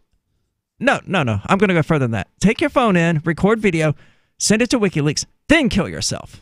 And maybe then you will find some sort of peace for your soul. I don't even believe in souls. Wait, didn't you just tell us nobody has souls? Yeah, they don't have souls. Clearly, they don't have souls, right? I think it goes without saying. Well, they don't have consciences. Right.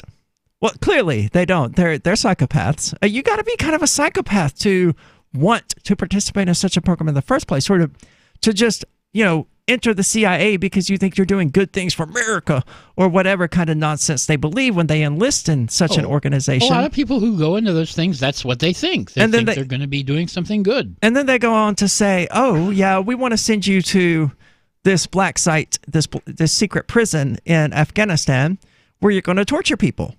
You would think at that point they would go, wait a minute, I don't see much national security interest in voluntarily inflicting pain upon another human being just for the purpose of inflicting pain upon them. Oh. No, it's about interrogation. Well, you should probably quit then. It's an enhanced interrogation technique. Torture doesn't work, though. And it has never worked. And it's never... There's way too much evidence abounding that torture doesn't work as a means to collect information. It's not interrogation. But that's not what I saw on 24. It worked there. Yeah, I'm sure it did. But Hollywood is not the real world. I wish more people got that because there's another aspect, and I don't remember exactly now off the top of my head, but there's another thing where people just get really, really confused about the differences between Hollywood and the real world. Oh, it was me. It's actually me being trans. Because when I lived in Mississippi, I had so many people telling me, oh, well, just come out as trans to your friends and family and your coworkers and all of that. And if they don't accept you, they just don't accept you. Excuse me. I live in the real world here where I need to keep a job. I know you think from Hollywood movies that it will all end well, but it won't. This is the call to freedom. Did you know you can legally exit the U.S. federal income tax system? Well, it's true, and thousands of American nationals are doing it.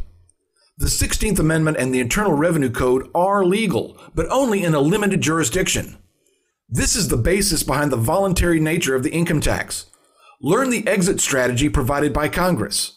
Find out more by visiting weissparis.com and watch our numerous videos. That's WEISS Paris.com. Hey, I'm LRN.FM Program Director Ian Freeman. If you're listening to our free-to-air satellite feed in North or Central America, heads up.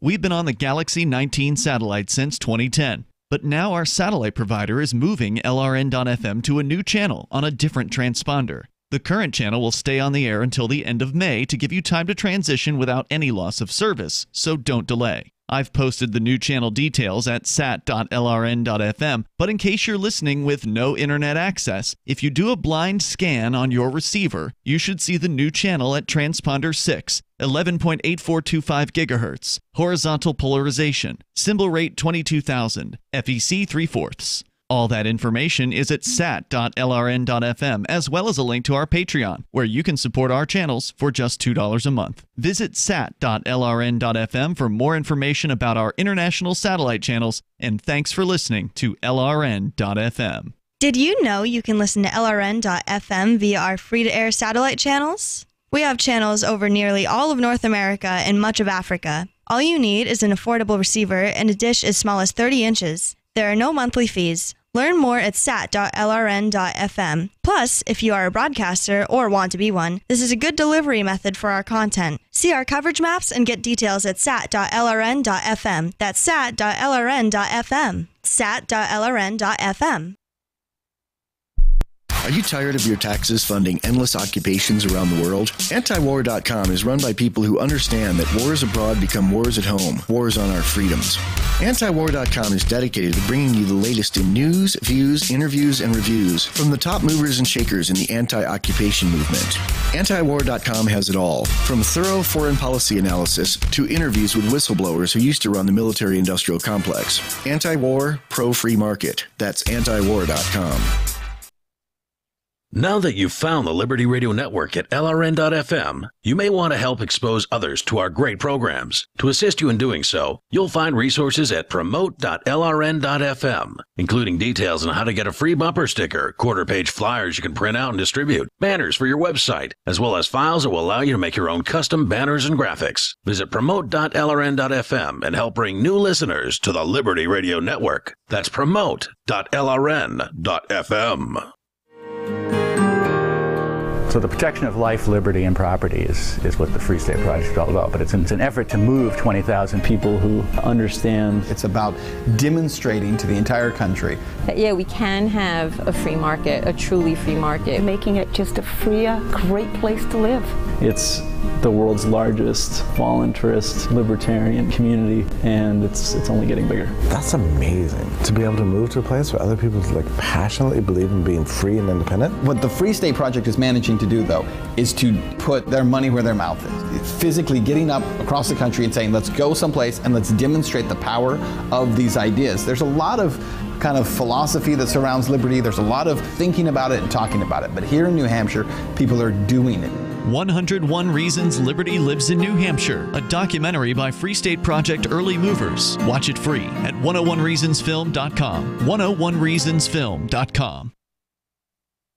This is the Liberty Radio Network, broadcasting the latest liberty-oriented audio content 24 hours a day at LRN.FM.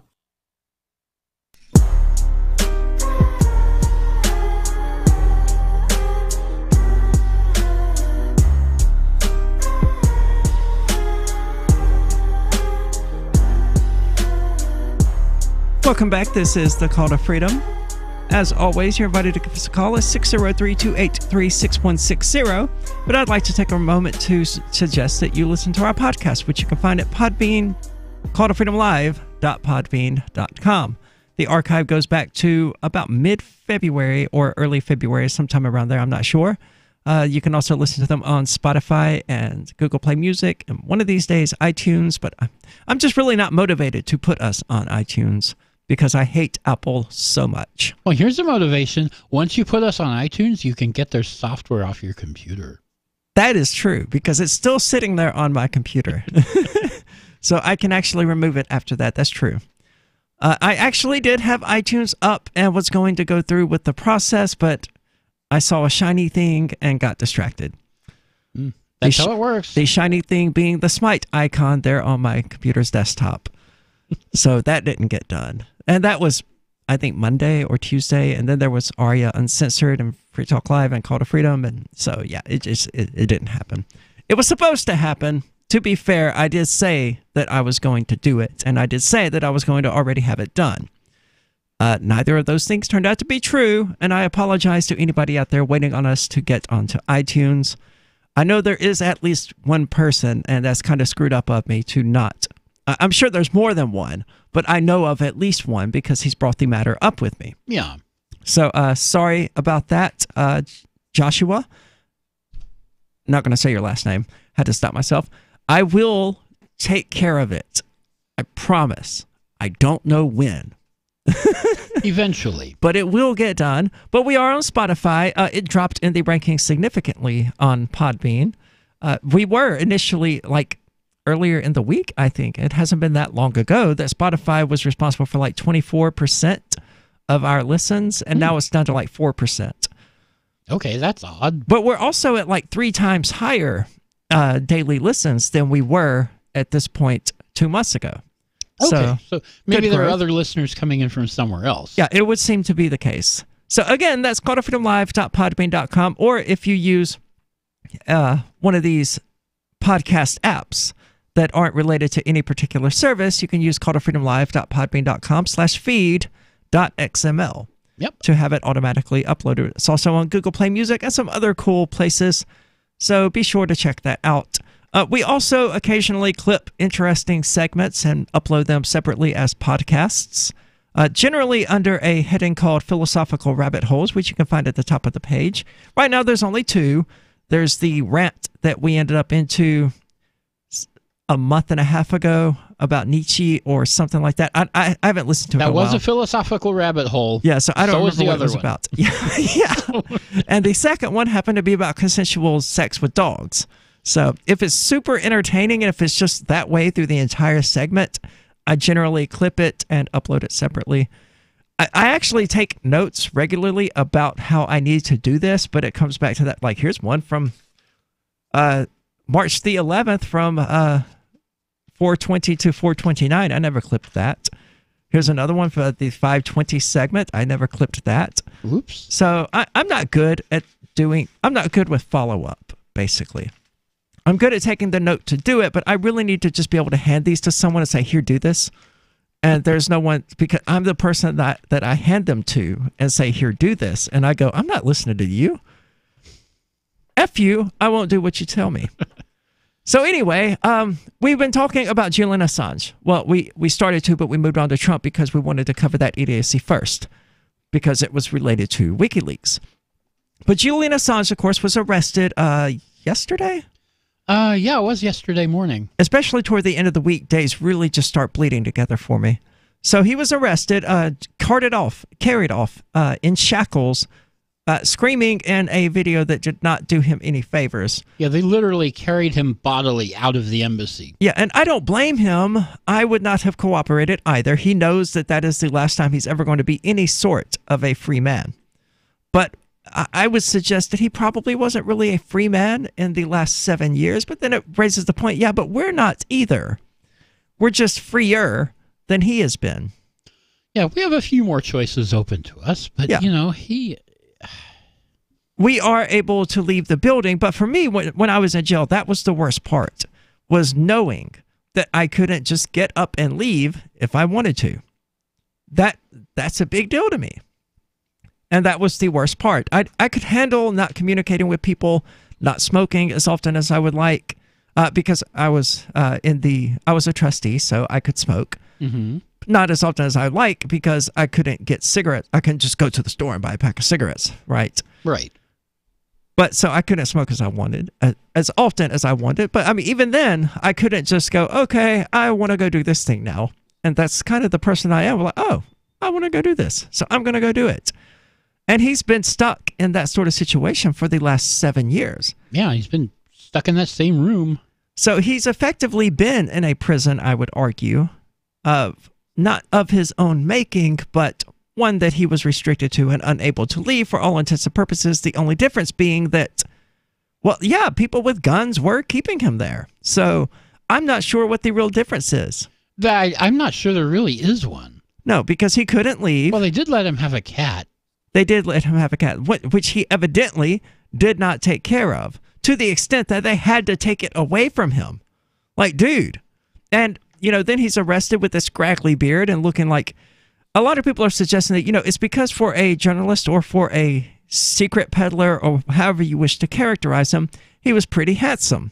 So when you see him 7 years later in this state that he's in, it's more jarring than it ordinarily would be. Yeah, you can obviously recognize him. You know who he is, but the beard, the unkempt hair, it's a little disturbing. It is. And of course, there were rumors that he was not allowed to shave and things like that. But based on what the Ecuadorian embassy has actually said about his mannerisms and things like that, I don't think that's really going to be the case. But according to NPR, well, not according to, but they're asking the question.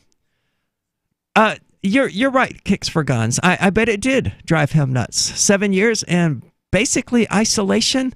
I bet he is a little crazy. Yeah, that was pretty close to solitary confinement. I mean, he didn't interact with much of anybody except embassy staff. Well, I think Paris Hilton brought him some Dunkin' Donuts or Starbucks or something once. Yeah, so he was allowed to have visitors. He did have visitors from time to time, but still, he's stuck in the building, couldn't go anywhere, couldn't see anybody for the most part. Then they took his internet away. Yeah, that does suck. You would expect there to be like some kind of Wi-Fi nearby that he could access, right? Especially in London. Like you walk down the street of Keene and my phone will automatically connect to like 4 unrestricted Wi-Fi networks. Yeah, I will stop it from doing so, but it will attempt to. Right. Because I'm not connected to an unsecured Wi-Fi network. Not by choice. No, that can be dangerous if you don't have a VPN or something. Yeah. But so they're asking the question of how much damage did WikiLeaks actually do to U.S. national security? And this is a question that has already been answered.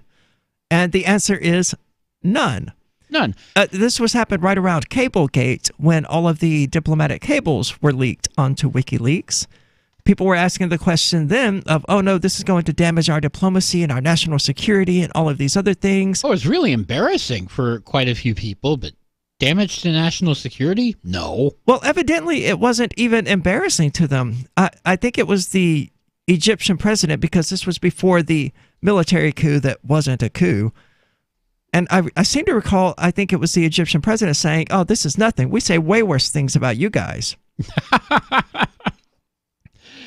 And I don't remember all of the details of about what the actual cables contained, but I do remember they weren't exactly flattering of the United States. Yeah, a lot of them are not. No. Of course, they're still available. WikiLeaks.org, I'm assuming. Yep. You can go download the cables and look through them yourself. Yep. I've never been curious. And they do have some highlights there, which you can see. They also have a search feature that they implemented not immediately, but very quickly after releasing them. They uploaded them.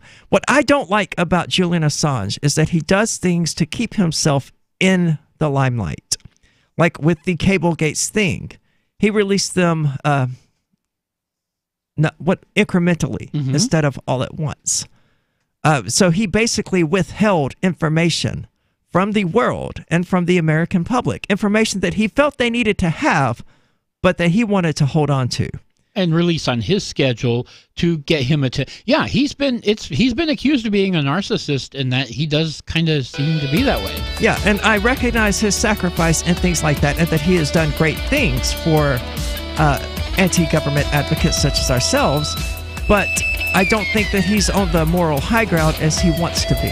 And it's because of those attention-whoring aspects that characterize part of his personality. Right. Well, this is Call to Freedom. We're going to answer the question, how much damage to the United States has WikiLeaks actually done, when we get back here in a moment. You know how annoying it is when someone keeps stopping mid-sentence as though he or she were asking you a series of questions? Avoid doing that. It sounds unnervingly tentative, and it imposes upon the listener to help you complete the thought. And if you're a job seeker, this alone could be a deal killer. An effective communicator sounds more confident. Complete the thought. Avoid making the listener impatient. With money and attention so scarce now, effective communication skills have never been more important. Cutting through the clutter rather than blending into the blah, blah, blah will help you connect better no matter what the conversation. For more tips, hit survivalspeech.com. I'm Holland Cook. Survivalspeech.com. LRN.FM is proud to announce our official listening apps for Android and iOS devices. Now you can easily tune into our streams anywhere, anytime on your smartphone or tablet. Just visit apps.lrn.fm or search for LRN.FM in the Android or Apple app stores. Please download, rate us 5 stars, then share the link on your social media and let your friends and family know how you're listening to LRN.FM. Download it now, free at apps.lrn.fm. There are basically 2 types of advertising, direct response and branding. Radio's great for direct response with its low cost to listener ratio, but audio can't be beat for branding, which is a longer-term endeavor. You want to be the first thing that someone thinks of when they think about your product or service. If you have a local business that you want kept top of mind in your community, call the station. If you need national reach, Free Talk Live's got around 200 radio stations, millions of monthly listening sessions, can suit all budgets, and if we don't think we're right for you, we'll tell you. Email me, mark@freetalklive.com. More of the Call to Freedom is coming up next, live after the news on the Liberty Radio Network at LRN.FM. This is the Liberty Beat, your daily source for Liberty news and activist updates. Produced in partnership with SNLS News and listeners like you. Online at libertybeat.news and snls.news. I'm Mick Murrow, reporting for the weekend edition of the Liberty Beat. Gold is trading at $1,293, silver at $15.02, and Bitcoin is trading around $5,069. Today's prices are brought to you by InnoScale. Take off with Managed Cloud. Looking for a safe, secure way to store your important files online? Let InnoScale handle it for you. Their high availability cloud servers are the perfect solution for clients needing one or more secure, scalable servers with built-in hardware failover protection.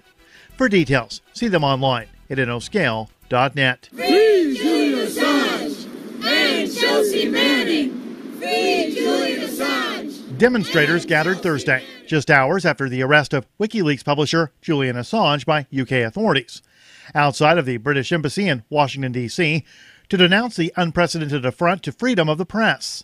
Protesters also took the opportunity to highlight the injustice of the jailing of Chelsea Manning over her refusal to testify against Assange. Anti-war groups Code Pink, Answer Coalition, and Popular Resistance, in addition to a handful of unaffiliated activists and sympathetic reporters, took turns giving speeches in support of Assange and his publishing record. The anti-media reports that anti-war groups Code Pink, Answer Coalition, and Popular Resistance, in addition to a handful of unaffiliated activists and sympathetic reporters, took turns giving speeches in support of Assange and his publishing record. According to Popular Resistance, demonstrations were planned in a number of cities across the world. The Liberty Beat is sponsored in part by Brave Botanicals, high-quality kratom and CBD at reasonable prices, with excellent customer service. Brave Botanicals is activist-owned and mission-driven, fighting for your right to consume plant-based medicine and natural remedies. Find out more at mybravebotanicals.com. And right now, Liberty Beat listeners can save 10% by using promo code SNLS at checkout. This is the latest edition of the Liberty Beat. Find us online at libertybeat.news and snls.news. Your news now continues. The United States pressured the United Nations to recognize self-proclaimed interim president Juan Guaido during a Security Council meeting held Wednesday. The anti-media reports that U.S. Vice President Mike Pence told the UNSC that the time has come for the UN to recognize Guaido as Venezuela's legitimate president and accept the latter's representative to the world body. He added that the U.S. would circulate a resolution to this effect, but offered no details on his timetable. A previous U.S. resolution at the UNSC was vetoed by Russia and China on February 28th. Pence went on to reiterate the warning that all options are on the table to oust the Maduro government. He said, "This is our neighborhood," and called on Russia to cease its support to the Maduro government. Venezuela's U.S. Representative Samuel Moncada slammed what he called a clear move to undermine Venezuela's rights, adding that his legitimacy depended on UN recognition and not on the declarations of the U.S. Vice President. An utterly horrifying video taken from Marshall High School surveillance cameras in January has been released, showing a massive Chicago cop shove a girl down a flight of stairs, punch her in the face, taser her multiple times, and stomp on her head. The Free Thought Project reports that in January, when the incident originally happened, the officer claimed the girl initiated violence against him and that he had no other choice but to take her out. Now that the entire video has been released, we see the claim is not true. The victim is 16-year-old Nigma Howard. She has since filed a lawsuit after the two cops savagely beat her for no reason. The false claims filed against Howard are nothing short of criminal and almost led to ruining her life. As the Chicago Sun-Times reports, at her initial hearing, prosecutors said the officers were called to escort her off the school's premises after she was suspended, but she refused to leave the building and kicked, bit, and spit on the officers. The girl's attorney said that is nothing but a lie. Support for the Liberty Beat comes from the Conscious Resistance Network, featuring videos, news reports, and articles from a spiritual anarchist perspective. Experience the Conscious Resistance at theconsciousresistance.com. How would you like to have your business featured on the Liberty Beat?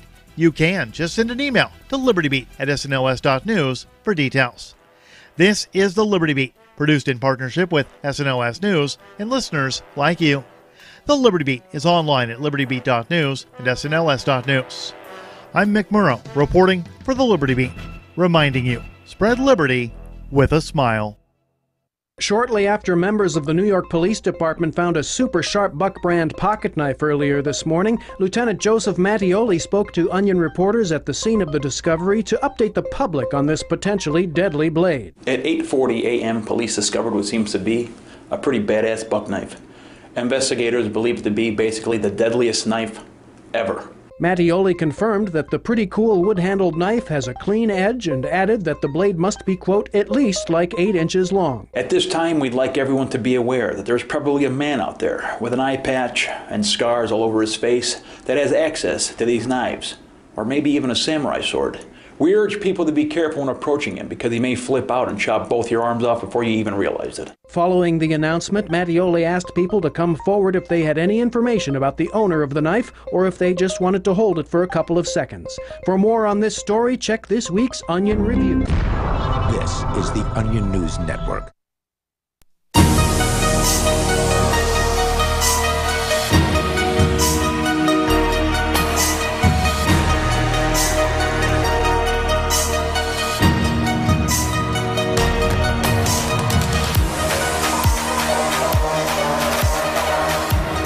Welcome back. This is The Call to Freedom. I'm your host, Ari Demezzo of theanarchistgmail.com, joined in the studio today by Michael Hampton from BitcoinHistory.com. And we've been talking about Julian Assange and WikiLeaks, and the question being asked again in regard to damaging of U.S. national security interests by WikiLeaks.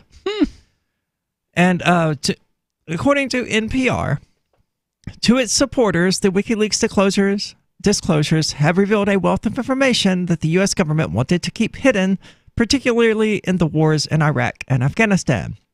Now, that's not to its supporters. That's a fact. Yeah, that happened. Yeah. This included abuses by the military in a video that showed a U.S. helicopter attack in Iraq on suspected militants, which turned out to be unarmed civilians and journalists. That was the collateral murder video. Yeah. WikiLeaks founder Julian Assange, now under arrest in Britain, has often argued that no one has been harmed by the WikiLeaks disclosures. But many in the national security community say the leaks were harmful to a broad range of people. However, they generally say the damage was limited and has faded since the first big WikiLeaks dump in 2010, which included hundreds of thousands of classified documents from the U.S. military and the State Department. Now, that would be the Chelsea Manning leak, correct? Mm-hmm. I'm not even sure what that contained. Was it like a 250,000 diplomatic cables? Okay, that was Cablegate. And of course the video. Chelsea Manning brought in the collateral murder video? I'm pretty sure she did. I thought that happened prior to Chelsea Manning. It was 2010. The exact timeline isn't super important anyway, I don't guess. But Chelsea Manning, a former Army private, spent 7 years in prison for leaking the documents to WikiLeaks, so apparently she did. Manning, who was free 2 years ago, has been taken back into custody, as we've talked about, because she refused to testify before a grand jury in a case involving WikiLeaks and Assange. Now, stop right there, because this is important. Chelsea Manning is back in jail for refusing to testify in front of a grand jury because the government is still trying to bring more charges against Assange. Yeah, and she refused to do it. And they're still after him. Yeah, There's more coming. Less than a month after Chelsea Manning was put back into jail, they have finally gotten their hands on Julian Assange. I can't imagine the timing is an accident. Probably not. PJ Crowley, the State Department spokesman when the WikiLeaks story erupted in 2010, said those most at risk were civilians in Afghanistan and Iraq who were secretly passing information to the U.S. military. A number of people went into hiding. A number of people had to move, particularly those civilians in war zones who had told U.S. soldiers about the movements of the Taliban and al-Qaeda. No doubt some of those people were harmed when their identities were compromised. Now, the truth of the matter is that if the United States had not caused the rise of al-Qaeda and the Taliban in the first place, then none of that would be an issue. But even then, if we hadn't invaded and then fought them, it would, again, not be an issue. Blowback. WikiLeaks has made multiple disclosures over the past decade, including one in March 2017, when the group released what it said were CIA technical documents on a range of spying techniques. This revealed ways that a state-of-the-art television could serve as a listening device even when it was turned off. I wonder if that's the Samsung television the news smart story TV stuff. that I've been... Yeah. Well, pretty sure we first learned of it from there. Yeah, we've had thanks for Jazzy that. on the stream for a few minutes. It'll be all right. Jazzy likes being on the stream. She's a cute dog. Larry Pfeiffer, the CIA chief of staff from 2006 to 2009, said these kinds of breaches can impose long-term costs, though they can be difficult to quantify. Sort of like their impositions against liberty, having long-term costs that are difficult to quantify. Except people should care about liberty being compromised and should not care about the secret actions of the government being compromised. Yeah, you're keeping secrets because why? It informs the potential enemies of a technique we use that they can now develop countermeasures against, Pfeiffer said. And it also forced the spy agency to go back to the drawing board. He added, oh, the poor guys. Oh. They had to come up with new ways to torture people and psychologically brainwash people. You know, the thing you need to keep in mind is that when they say enemies, they don't just mean terrorists out in Afghanistan or wherever. When they say enemies, they mean everybody, including you. Once invalidated, it now creates situations where the U.S. intelligence community is going to have to expend resources and going to have to spend both dollars and people to develop new methods. It's a poor baby having such a hard time spying on people. On the diplomatic front, WikiLeaks shared many examples of U.S. diplomats writing in unflattering terms about foreign leaders, causing embarrassment. Embarrassment is not damage to national security, though. It's just embarrassment. Some diplomats go home and they put in new diplomats and they start the game all over again. But more importantly, said Scott Anderson, a former State Department lawyer who served in Iraq in 2012 and 2013, some of these countries have vulnerable opposition leaders and human rights activists who were quietly in contact with U.S. diplomats. So that we could cause coups and rebellions and revolutions. Mm-hmm. Like the CIA loves to do. Interfering in other countries, yeah. These private, sensitive discussions suddenly became public with the WikiLeaks dumps. They can really chill the ability of those American personnel, I have no idea why I went so country there, to build those sorts of relationships and have frank conversations with their contacts. So they can make it difficult for the CIA to organize and attempt coups in places like Egypt and Libya and whatever other ones that we've done this in. I don't really see that as a problem. I would like that to be more difficult. It should be more difficult. Anyway, Anderson notes that the U.S. still has a program to issue visas to Afghans and Iraqis to the U.S. in return for the help they provide, and in recognition of the danger they face. Oh, but we had withdrawn from Iraq. I know people who seriously believe that we are no longer in Iraq. They think that we don't have a military presence in Iraq. Really? People think that? Well, because Obama characterized it as a withdrawal, saying we're withdrawing from Iraq. Oh, they might have withdrawn a couple of units, but oh no, the U.S. military is still very much there. And we're going to be there as long as the American empire exists. Yeah, that base is permanent. We had to remove an ambassador in Libya from his post because he was directly threatened by Muammar Gaddafi's thugs, Crowley said. Some countries took a much more relaxed approach to the disclosures, even when they were criticized in the documents. Yeah, there we go. One foreign minister told the U.S. Secretary of State, don't worry about it. You should see what we report about you. Only we're not going to because their diplomatic traffic didn't get sent to WikiLeaks yet. No. Many of the assessments today are similar to the one offered 9 years ago by Bob Gates, who served as defense secretary when the WikiLeaks disclosures took place. The fact is, governments deal with the United States because it's in their interest, not because they like us, not because they trust us, and not because they believe we can keep secrets. Is this embarrassing? Yes. Is it awkward? Yes. Consequences for U.S. foreign policy? Fairly modest. I would say nil. That there is no effect on U.S. foreign policy as a result of... I don't think that WikiLeaks overall has achieved anything. other than letting us know, other than stirring up anti-government sentiment in the United States that perhaps would not have been there on its own. Well, that's useful in and of itself. It is. It's extremely useful for people to have that. And as I understand it, there's a new documentary by Marines that is either coming out or is out or something like that aims at the same sort of things. Like, hey, this is what your military is actually getting up to over here. So that's a good thing. I would like more anti-government sentiment in the United States. Yeah, stop paying for these wars. But as far as damage to national security, because NPR just completely stops the article right there. That's the end of it. That's all they had to say. Well, that sounds like the middle of the story. Where's the rest of it? There was no damage to national security interests by WikiLeaks whatsoever. And I think that should be obvious from anyone that they're focusing on Cablegate here and not anything else. This is the call to freedom. What do you shop for that you could otherwise buy at Amazon? Pretty much everything, right? Amazon has competitive pricing and they deliver, and that's a big plus. If you could plan ahead in your shopping, would you be interested in saving up to 33%? There's a catch. You have to do your shopping in Bitcoin. But imagine those savings. It's like a huge raise. All you have to do is go to saveatpurse.com. We've saved thousands, and you can too.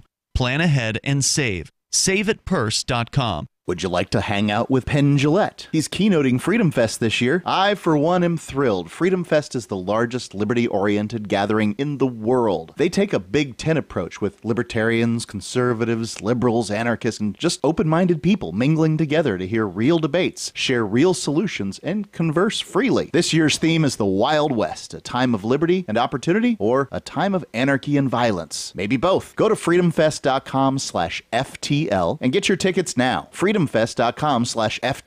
Not convinced yet? Hey, I understand. It's a high-end event, even with coupon code FTLEB. Sure, you're likely to receive investment advice that'll make that sum seem paltry, but I have something special for you. Go to freedomfest.com/FTL and you'll get the 5 best speeches from last year for free. Call it a test drive. Do yourself a favor and go to freedomfest.com/FTL. freedomfest.com/FTL. Use coupon code FTLEB for a discount. There are lots of ways to listen to Free Talk Live. Our podcast has been around since podcasts began, and now the FTL feed is loaded with content besides our full show archives. Did you know that we make it easy for you to customize your podcast subscriptions? We have different feeds, one that includes only our full shows, one with just the Daily Digest, and one with just the Edgington Post. You decide what you listen to. It's quick and easy to customize your feeds at feeds.freetalklive.com. That's feeds.freetalklive.com.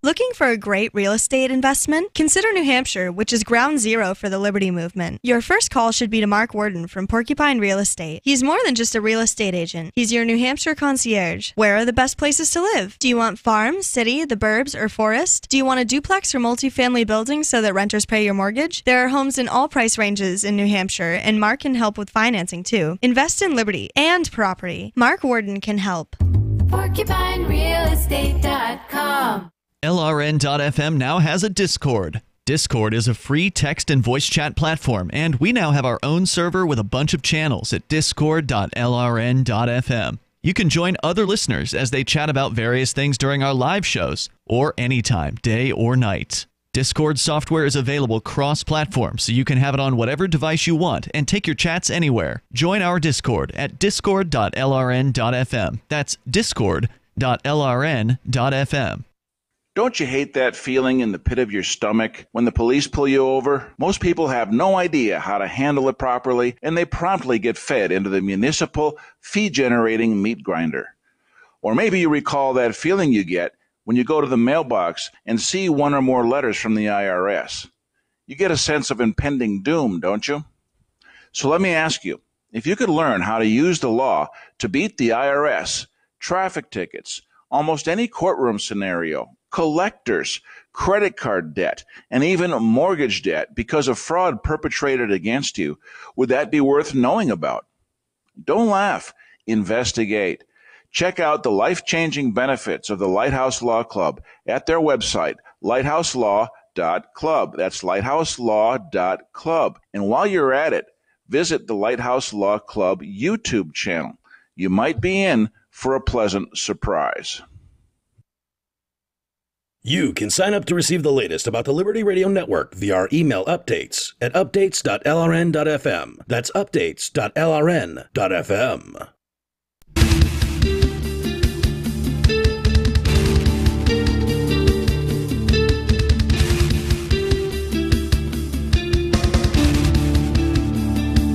Welcome back. This is the Call to Freedom, and you're invited to give us a call. That number is 603-283-6160. Again, that's 603-283-6160. And you're probably going to want to after this next little bit of information. Now, I was tagged last night by Jackie Perry on Facebook. And again, I'm not on Facebook, but when I'm tagged, I still get that notification. Yeah. Not a fan of that, but okay. So I popped in to see what it was, because if she's tagging me, it's got to be something that actually pertains to me. Mm-hmm. And it turned out to be Chris Cantwell, the crying Nazi, announcing his hiatus, with her saying something like, oh, the babies can't deal with the trauma of being beaten by Aria DiMezzo, which, if you haven't seen it, that was called Shimo vs. Nazi. It's on my YouTube channel. It's going to be there forever, it would seem, even though it's called Shimo vs. Nazi. And it ends with Chris Cantwell getting butthurt and storming out. An undisputed victory for yours truly, I would say. Totally unrelated, I think, to his hiatus. It is funny that it's like less than a month later, Chris Cantwell goes on a hiatus. It's probably one of many things. But it's certainly not related. I wish I could claim responsibility, honestly. Chasing the white nationalist into the shadows, into a hiatus where he's no longer doing radio. I wish I could claim responsibility for that, but I can't. So he did this thing where he posted, I haven't even read the original post, and now he's amended that with a new post about how the reports of his death have been greatly exaggerated, and this is extremely fascinating, and it's got to be covered. What reports of his death? None. Egoism, I would imagine. Okay. But earlier this is directly from the mouth of Chris Cantwell. Earlier this week, I published what amounted to a sick call, notifying my audience and supporters that I would have to take some time away from the spotlight. I left things vague intentionally because historically I have made the mistake of sharing too many details of my personal life with the public. And this has not improved matters for anyone involved. Thus the title, Learning My Lesson. People who follow me on social media, they generally have no idea what's going on in my personal life. And those who listen to the show generally have no idea what's going on. That's intentional, I would think. I would think most people would have that sort of mentality, but evidently not. Yeah, I put very little of my personal life on social media. Sadly, vague booking gives rise to the rumor mill under the best of circumstances. Since we are wise, okay, and look, I'm not going to edit this. It would probably be a good idea to, but this, I disagree. But since we are wise to the ways of the Jew, and roughly half of all online personas claiming to be white nationalists are merely Jews in disguise, we do not operate under the best of circumstances. The first is insanity, I would say, believing in groups and collectivism, and that his ability to communicate the existence of a group means the group has a real physical existence. That would qualify as insanity. I'm doing a video on that. It's taking time to put together. But non-existent egg? Yes. The second one is just flat out stupid. Half of online personas claiming to be Nazis are actually Jews in disguise. Yeah, that doesn't even make sense. Yeah, it's stupid.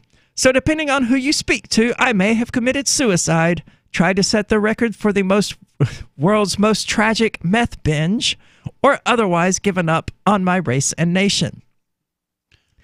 None of these are the case. Oh my. Indeed, the story is far less interesting. I'm bent out of shape over abroad after a 5-year string of romantic, legal, and other tragedies in my life. So he had his heart broken. Oh no. Well, that does suck. I mean, sympathy for that alone, disregarding the fact that he is a Nazi. It does. I just have to wonder who would get involved with him. I mean, you I'm Google his name. I'm sure there are Nazi chicks out there. Google his name and then run the other direction. Nazi women. Yeah.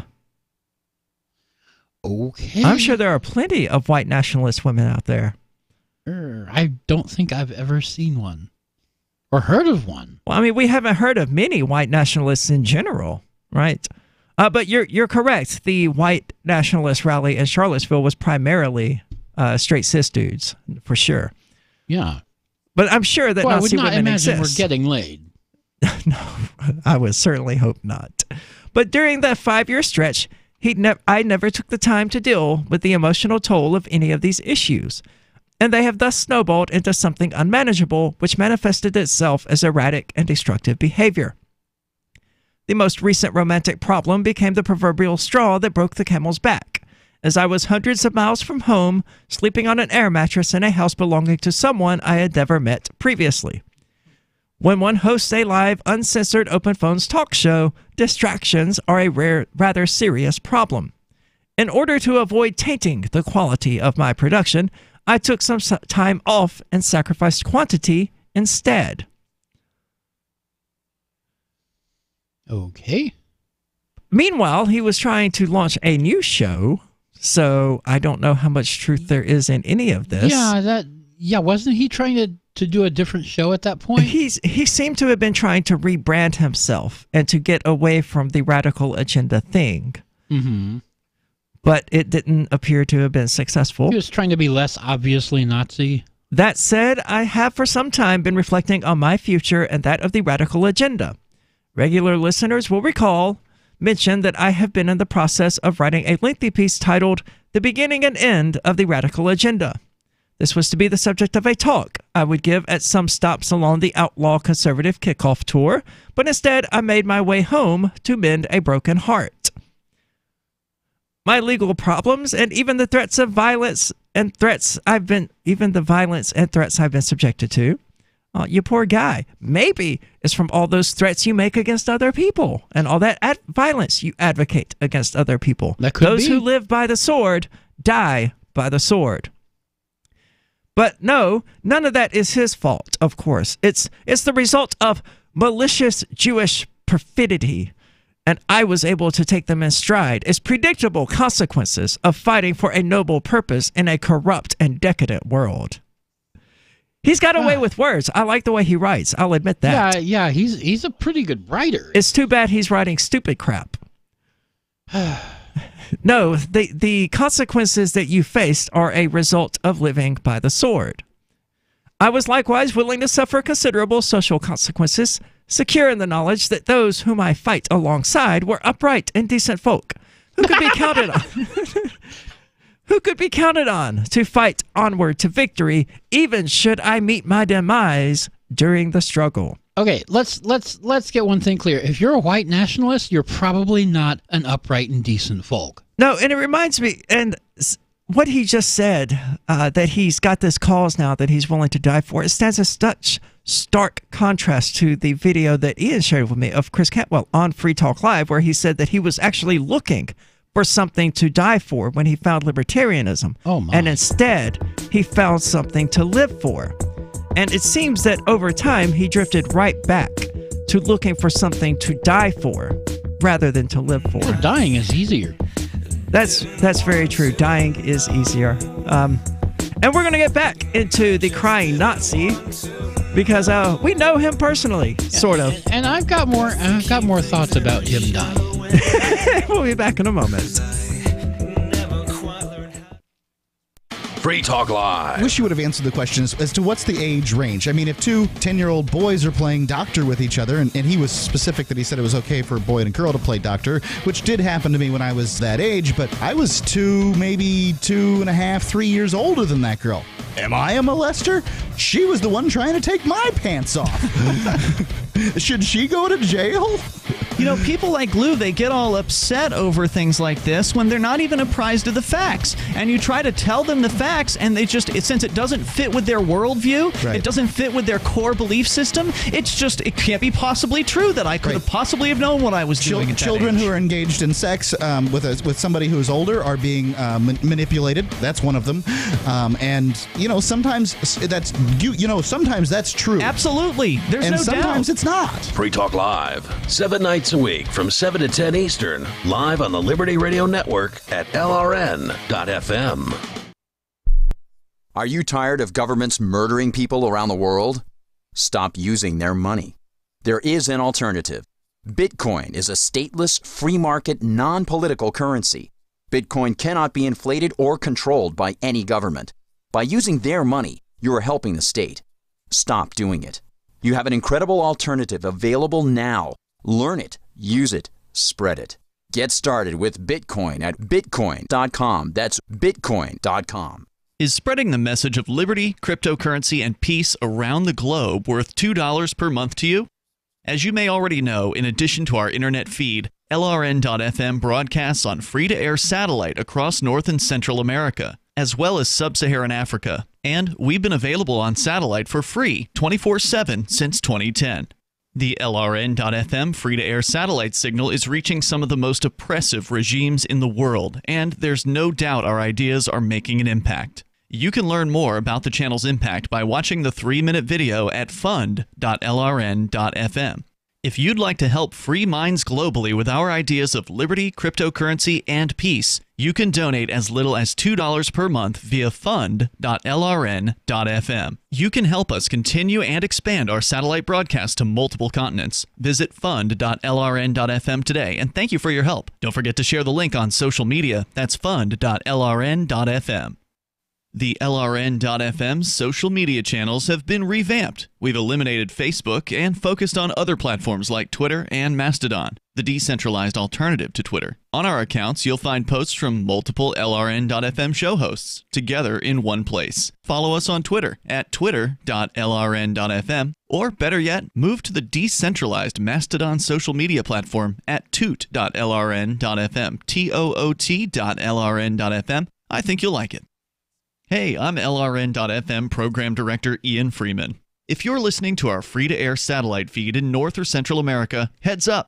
We've been on the Galaxy 19 satellite since 2010, but now our satellite provider is moving LRN.FM to a new channel on a different transponder. The current channel will stay on the air until the end of May to give you time to transition without any loss of service, so don't delay. I've posted the new channel details at sat.lrn.fm, but in case you're listening with no internet access, if you do a blind scan on your receiver, you should see the new channel at transponder 6, 11.8425 GHz, horizontal polarization, symbol rate 22,000, FEC 3/4. All that information is at sat.lrn.fm, as well as a link to our Patreon, where you can support our channels for just $2 a month. Visit sat.lrn.fm for more information about our international satellite channels, and thanks for listening to LRN.fm.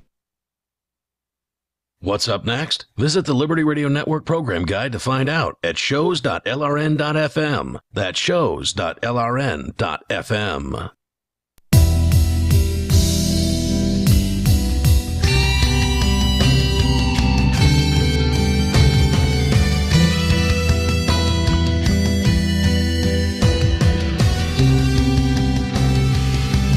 Welcome back. This is The Call to Freedom, and we've been taking a moment here to break out of the usual thing and to instead laugh at Christopher Cantwell, who I got to stomp rather gloriously on Shemale versus Nazi. It was great. I loved it so very much. I'm not happy with some of what I said, and I knew when I said the egg thing how it was going to be taken, but I don't really care. Small-minded people aren't going to grasp large-minded concepts. So that's true. There are some people that think that black hole picture was fake. No comment. So anyway, he has announced a hiatus, and apparently some people started throwing around rumors or whatever, so he has corrected some of the assumptions that people have made. And he is also pointing out some of the incorrect assumptions he has made, such as, I was clearly mistaken as to the quality of the people I have surrounded myself with, and this has caused me to question everything. I have seen more cowardice, dishonesty, inconsistency, and disloyalty in this cause I have sacrificed so much for than I ever saw with the libertarians who, whatever their faults, can usually claim ignorance in good faith. That's a pretty revealing statement, I think. Because, it reminds me of the Arab Andy troll group and how they repeatedly just sort of demolished their own Discord server. And my statement about living by the sword, it's not my statement, but my repeating that statement. You know, if you surround yourself with trash, what you get is trash. So, and he seems to be awakening to this reality, such as when he goes on to say, my romantic troubles are as much a reflection of this as they are of my own personal shortcomings. If what I am doing is causing me to attract heartless women and to generally be surrounded by terrible people, then I must be doing something very wrong myself. If this is the case, then I cannot in good faith continue encouraging others to follow the same course through my media production. I must change course and do what I can to bring others down a more prosperous path. Chris, I got to tell you, as someone who loves you and cares about you, what you need is some mushrooms. Mushrooms. Oops, I didn't mean to hang up on whoever that was calling us. I hit the wrong button, I think. No, it just keeps happening. Oh, yeah. Thanks, Michael. Yeah, so Chris, what you need, really, dude, it is some mushrooms to get you into that right mindset of self-reflection so that you can actually pursue these demons that are haunting you. That is what these drugs are for. That is what these chemicals exist to do. And they are very, very good at it. I left off where I was because I started talking about psychedelic, which is always one of my favorite subjects. But, yeah. So he must change course and do what he can to bring others down a more prosperous path. And this is, I mean, you are like a prime candidate to sit around a campfire, eat some mushrooms, and learn your humanity anew. That's what you need to do. That's your prosperous path right there. Eat a bunch of mushrooms. Now, will this work for all white nationalists or just Chris Campbell? Probably. They might have to do some personal work themselves before they're ready to engage in an experience like that. Because you do have to do quite a bit of work. They're not a shortcut to enlightenment or anything like that, as a lot of people make them out to be. Okay. But yeah, when you start going through this sort of self-reflective period and you're like, oh, I have made a ton of mistakes and I need to address this, I need to fix these things, that's when you eat your mushrooms. That's when you figure it out. You can very quickly identify exactly what the problem has been and deal with it accordingly. But he goes on to say that the Jews would make this out to be quite simple. I have repeatedly been contacted by them and their Gentile dupes about opportunities to get out of white nationalism with their assistance. Yeah, probably. Such programs have even been subsidized by the federal government in the past. Tempting indeed. I could redeem my reputation. I don't know about that, dude. That is a steep mountain to climb. Yeah, that would be a lot of work. I mean, you are known as the crying Nazi. When the Southern Poverty Law Center ran the story about your hiatus, that is what they called you. That is what Vice calls you. That is what Salon calls you. That is how everybody who doesn't already agrees with you knows you as. That's going to be tough to get out from under, man. I don't know if it's even going to be possible. You may just be stuck with that the rest of your life, whether you renounce Nazism or not. It's going to be a lot of work. I could redeem my reputation, regain access to the financial system, and again, I don't see that happening. I don't see PayPal letting you back. I don't see any of these companies. I don't see Twitch and YouTube opening their arms to you because you're like, oh, guys, I'm not a Nazi anymore. Man, you got a long road to go. You do. I could receive a regular paycheck instead of anxiously checking my mailbox and my crypto wallets each day, wondering if I'd make it through the month. Possibly, but again, I don't know what the law is, but I imagine there aren't too many people keen on hiring you. Sadly, this is impossible since, contrary to popular opinion, my integrity means a great deal to me. It is a simple fact that IQ disparities exist between racial groups.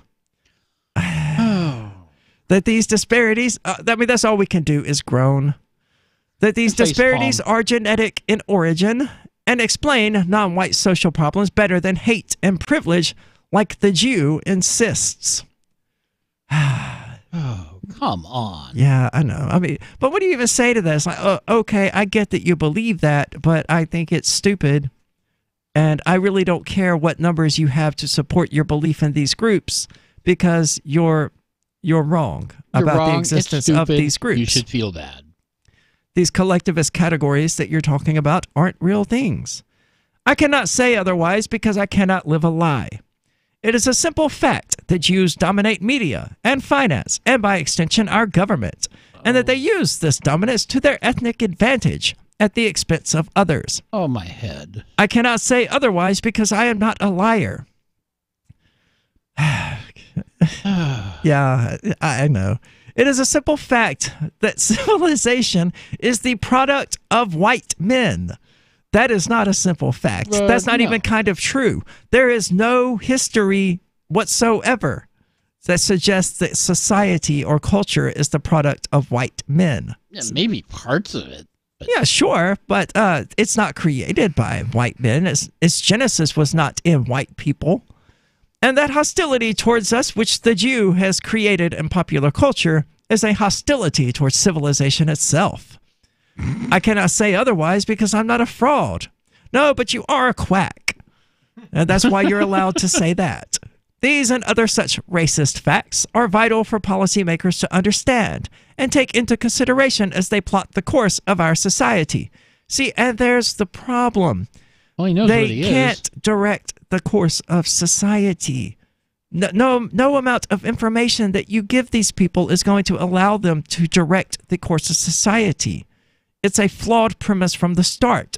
How could you ever have been a libertarian without knowing that? Without knowing that this small group of parasitic elites called the state cannot adequately and sufficiently plot the course of a society. That central planning doesn't work. How could he ever have been a libertarian without knowing that? Maybe he wasn't. Well, he was. I mean, well, he talked the talk. He talked like he knew what he was saying. Yeah. And like he believed it. And if it's true that he can't misrepresent himself because he's not a fraud and he's not a liar, then he absolutely was at one point a libertarian. No, I didn't know of him or ever speak to him until like around the time he was making that transition from libertarian to racist. So I don't know. He cannot say otherwise that the course of society needs to be plotted by the state, apparently, because he cares about the future. Well, again, anyone who cares about the future would want society to plot its own course organically via the free market and through voluntary interactions and not through force, violence, and aggression, which are the methods of the state. So he's just about done, and we're going to finish it up, so don't go anywhere. He's got a little bit more stupid stuff to say, and we have to tear into it. This is the Call to Freedom.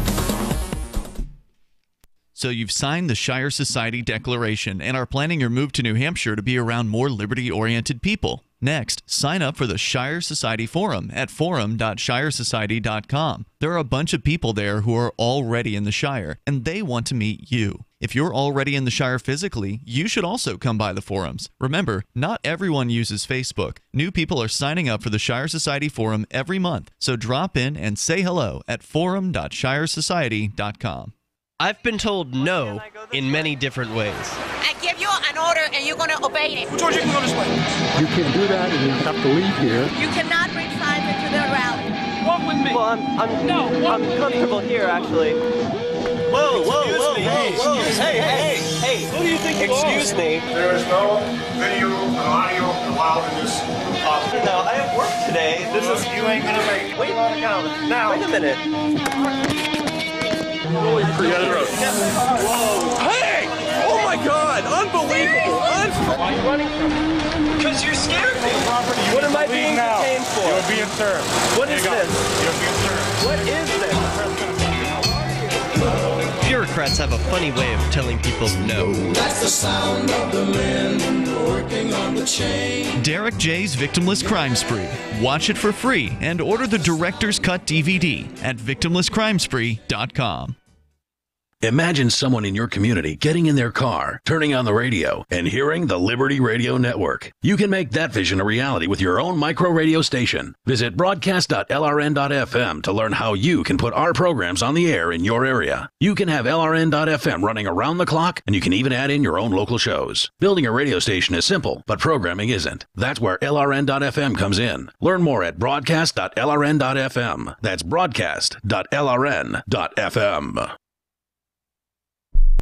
The new 4th edition of Healing Our World, The Compassion of Libertarianism, will take your understanding of liberty to a deeper level and has over 1,300 updated references, new cartoons, and a foreword by Dr. Ron Paul. With discounts for multiple book purchases, the 4th edition of Healing Our World is a great gift for the liberals, pragmatists, environmentalists, and Christians in your life who think libertarianism is cold-hearted. Get yours today at healing.freetalklive.com and use promo code FTL for a $5 discount. Did you know we've taken our LRN.FM telephone listen line to a new level with the LRN.FM audio on-demand line? Now you can call 712-770-8447 anytime and listen to LRN.FM's live feed. And you can listen to a bunch of our original shows on demand. Long-distance fees may apply. Just dial 712-770-8447 and choose from the menu. 712-770-8447.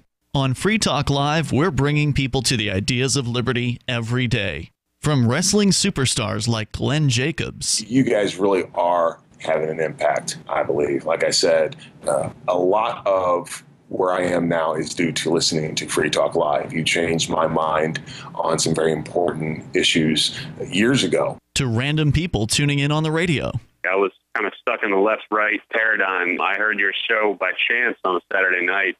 From there, I went on, joined the Free State Project, and become an amplifier. So, I mean, that's really the reason why I amp is because I know that if it wasn't for you guys being on as many stations as you are, I never would have found the ideas of liberty. Your amp will directly change more lives by getting Free Talk Live in front of people looking for talk radio online and on the air.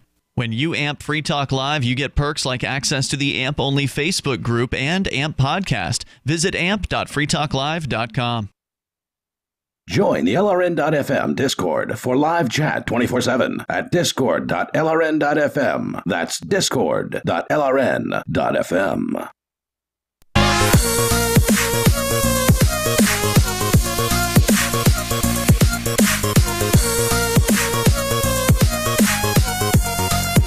Welcome back. This is The Call to Freedom, and maybe you listen regularly to the show and have been wondering how you can help and show your support. Well, social media shares certainly go a long way, but so does cash, and you can do that with Patreon by using patreon.com/call-to-freedom. Our wonderful patrons there are currently helping to keep the show up and running, including the podcast at calltofreedomlive.podbean.com. And we can't thank them enough for showing their support. Once more, that's patreon.com/call-to-freedom if you would like to check it out. And we've been talking about Chris Cantwell. The D-Live chat somebody has noticed that I'm trans. Again? Yeah, well, they're evidently not a fan, so. Uh-oh. Well, what are they saying? They asked, why is this man putting on makeup? To which I responded, a better question is, why not? Yeah, why not? And apparently, why not? Because everyone was born with a gender. Yeah? Okay. So really, were they? Well, everyone was born with a sex, certainly. And it's not a topic I really want to get into. We can get into that Monday if you would like to tune in then at 4:00 p.m. Eastern Standard Time. Or even better, look, if you really want to have this conversation, hit me up on Aria Uncensored, which airs at 10:00 p.m. Eastern Standard Time on Tuesday nights. That's the best. Yeah, that uncensored, unfiltered, and... Yeah, you can call in and ask me about my penis, and it will be funny. I won't answer most of those questions, but it will be funny. And that's the goal. So we've been talking about Chris Cantwell, who I did a show with called Shemale vs. Nazi. I did a one-time show with him. And he stormed off in the middle of the show. Yes, he did. And it was awesome. He couldn't handle it. He couldn't handle it because Turd Ferguson, a regular listener and a troll, called in and warped Christopher Cantwell's name into a mean interpretation of it. And Chris wanted me to hang up on the call. Now, for anybody who knows anything about me, I was going to refuse that from the moment he put down an ultimatum. Yeah, don't tell me what to do. That is the worst way to get me to do anything. So the moment he threw that gauntlet down at my feet, I was going to pick it up and say, hey, you're going to walk out if I don't hang up on this call? Then walk out. Of course. Yeah, and he did. Shemale versus Nazi was also uncensored, so I was a bit more colorful with my language choices at that particular moment. Yeah. Caught in the heat of the moment, as it were, with a Nazi literally feet from me. And at one point, you can actually see him get up and like put his finger on my face like that.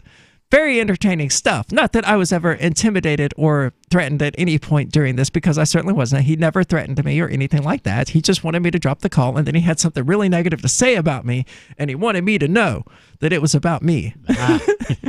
But it was really great. The clip of him storming out and the call has been put up on freekeen.com for those who want to just watch that part, because it's really entertaining. And that, it would seem, may have been his last public appearance before this hiatus, which would love for me to take responsibility for, but honestly, I can't. I'm certainly not the chick who broke his heart. Actually, technically, I think I may have been.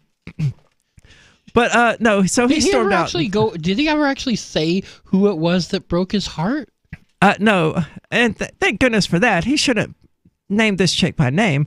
Or describe the situation. The same person has said that God chose your gender, and you can't just choose what you want. That's my opinion. Well, first of all, there isn't a God. So, your move. Now, so I take this time off to myself, writes Cantwell, rather than indulging in vices as liars have suggested. I am trying to answer questions such as the following. How does one acknowledge and act on these realities and not descend into this toxic pit of antisocial misery? Wait, you were already in a toxic pit of antisocial misery. Not prior to his transition to Nazism. As I understand it, he had a pretty decent social life. Oh, yeah, before that, yeah. Yeah. How does one create the necessary distance between himself and a maniac who shoots up a house of worship while fighting for truly innocent men like James Fields? Now, I am glad. I am glad to see his characterization of this of the New Zealand shooter as a maniac who shot up a house of worship. That's legitimately a good thing to say. How does one?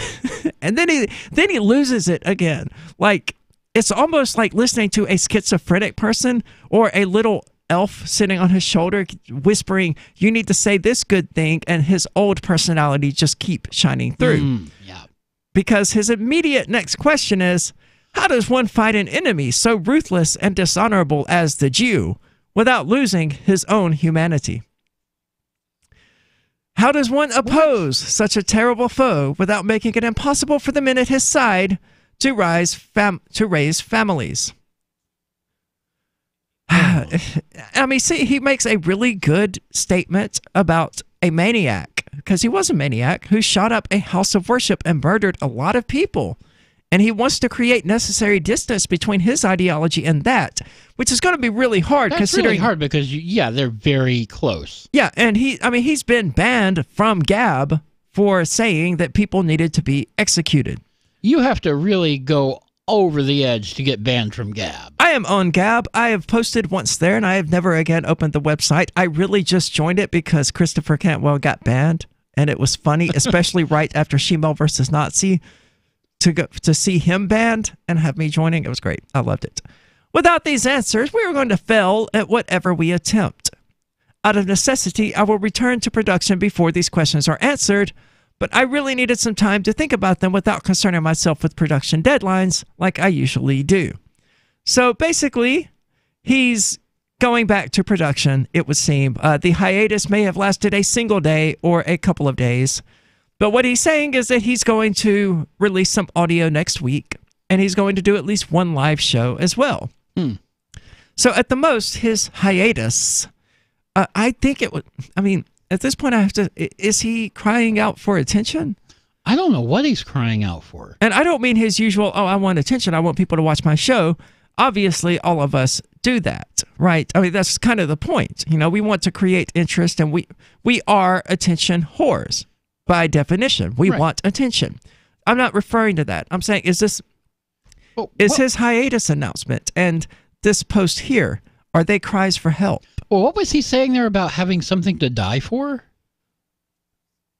Well, he didn't. Well, that was years ago. Or was that our statement? That was years ago when he was on Free Talk Live. No, he said it, and Ian clipped him saying it. It's about a minute-long clip where he was talking about the Liberty Movement and how he was, at the lowest point. He was at rock bottom, and he was looking for something to die for, so he could just die, I guess. And instead, he found the Liberty Movement, and the way he characterizes it is, and instead, I found something to live for. And I think in the last segment, you said that it looks like he's going back to finding something to die for. Yes, he said, well, he did characterize it as something like that. Like, if I'm going to be killed for this, I still want us to be victorious or whatever. So he's looking at white nationalism as something worth dying for. Oh, good. While he viewed libertarianism as something worth living for.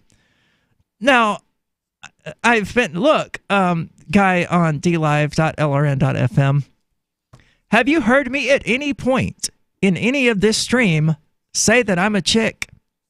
I don't think you have. And I don't think anybody is ever going to find any video of me where I say I'm a female. I don't think I've ever done that. What's the other word you use for yourself? I call myself a she-male. And his objection seems to be that I'm a man who thinks I'm a girl, which is the same objection that people like Dunker make. It's just so assumed that I think I'm something I'm not. I know exactly what I am. And it does not bother me one bit. If it bothers you, I would suggest that you take some mushrooms and reflect on that in the same way that I'm suggesting that Chris Cantwell take some mushrooms and reflect on things that he's been doing. So that's what's going on. Razor Boy has asked, do we think that Cantwell could redeem himself and re-enter the Liberty Movement? Possibly? Yeah. I mean, we would welcome him back, not as a prodigal son or anything so dramatic, but anyone who embraces the ideas of non-aggression and love and peace is welcome within a libertarian community. It's the rejection of those principles that causes the problem. So if he were to genuinely, denounce these principles, Razor Boy, I don't think very many people would have a problem with welcoming, maybe not welcoming, but accepting him back. Right. Even if they don't fully forgive him, I think a lot of people would say, okay, well, I'm glad he's changed, and I'm glad he's back now to not being a psychotic lunatic saying that we need to kill people. Well, this has been The Call to Freedom. Don't go anywhere, though, because Free Talk Live is coming up next.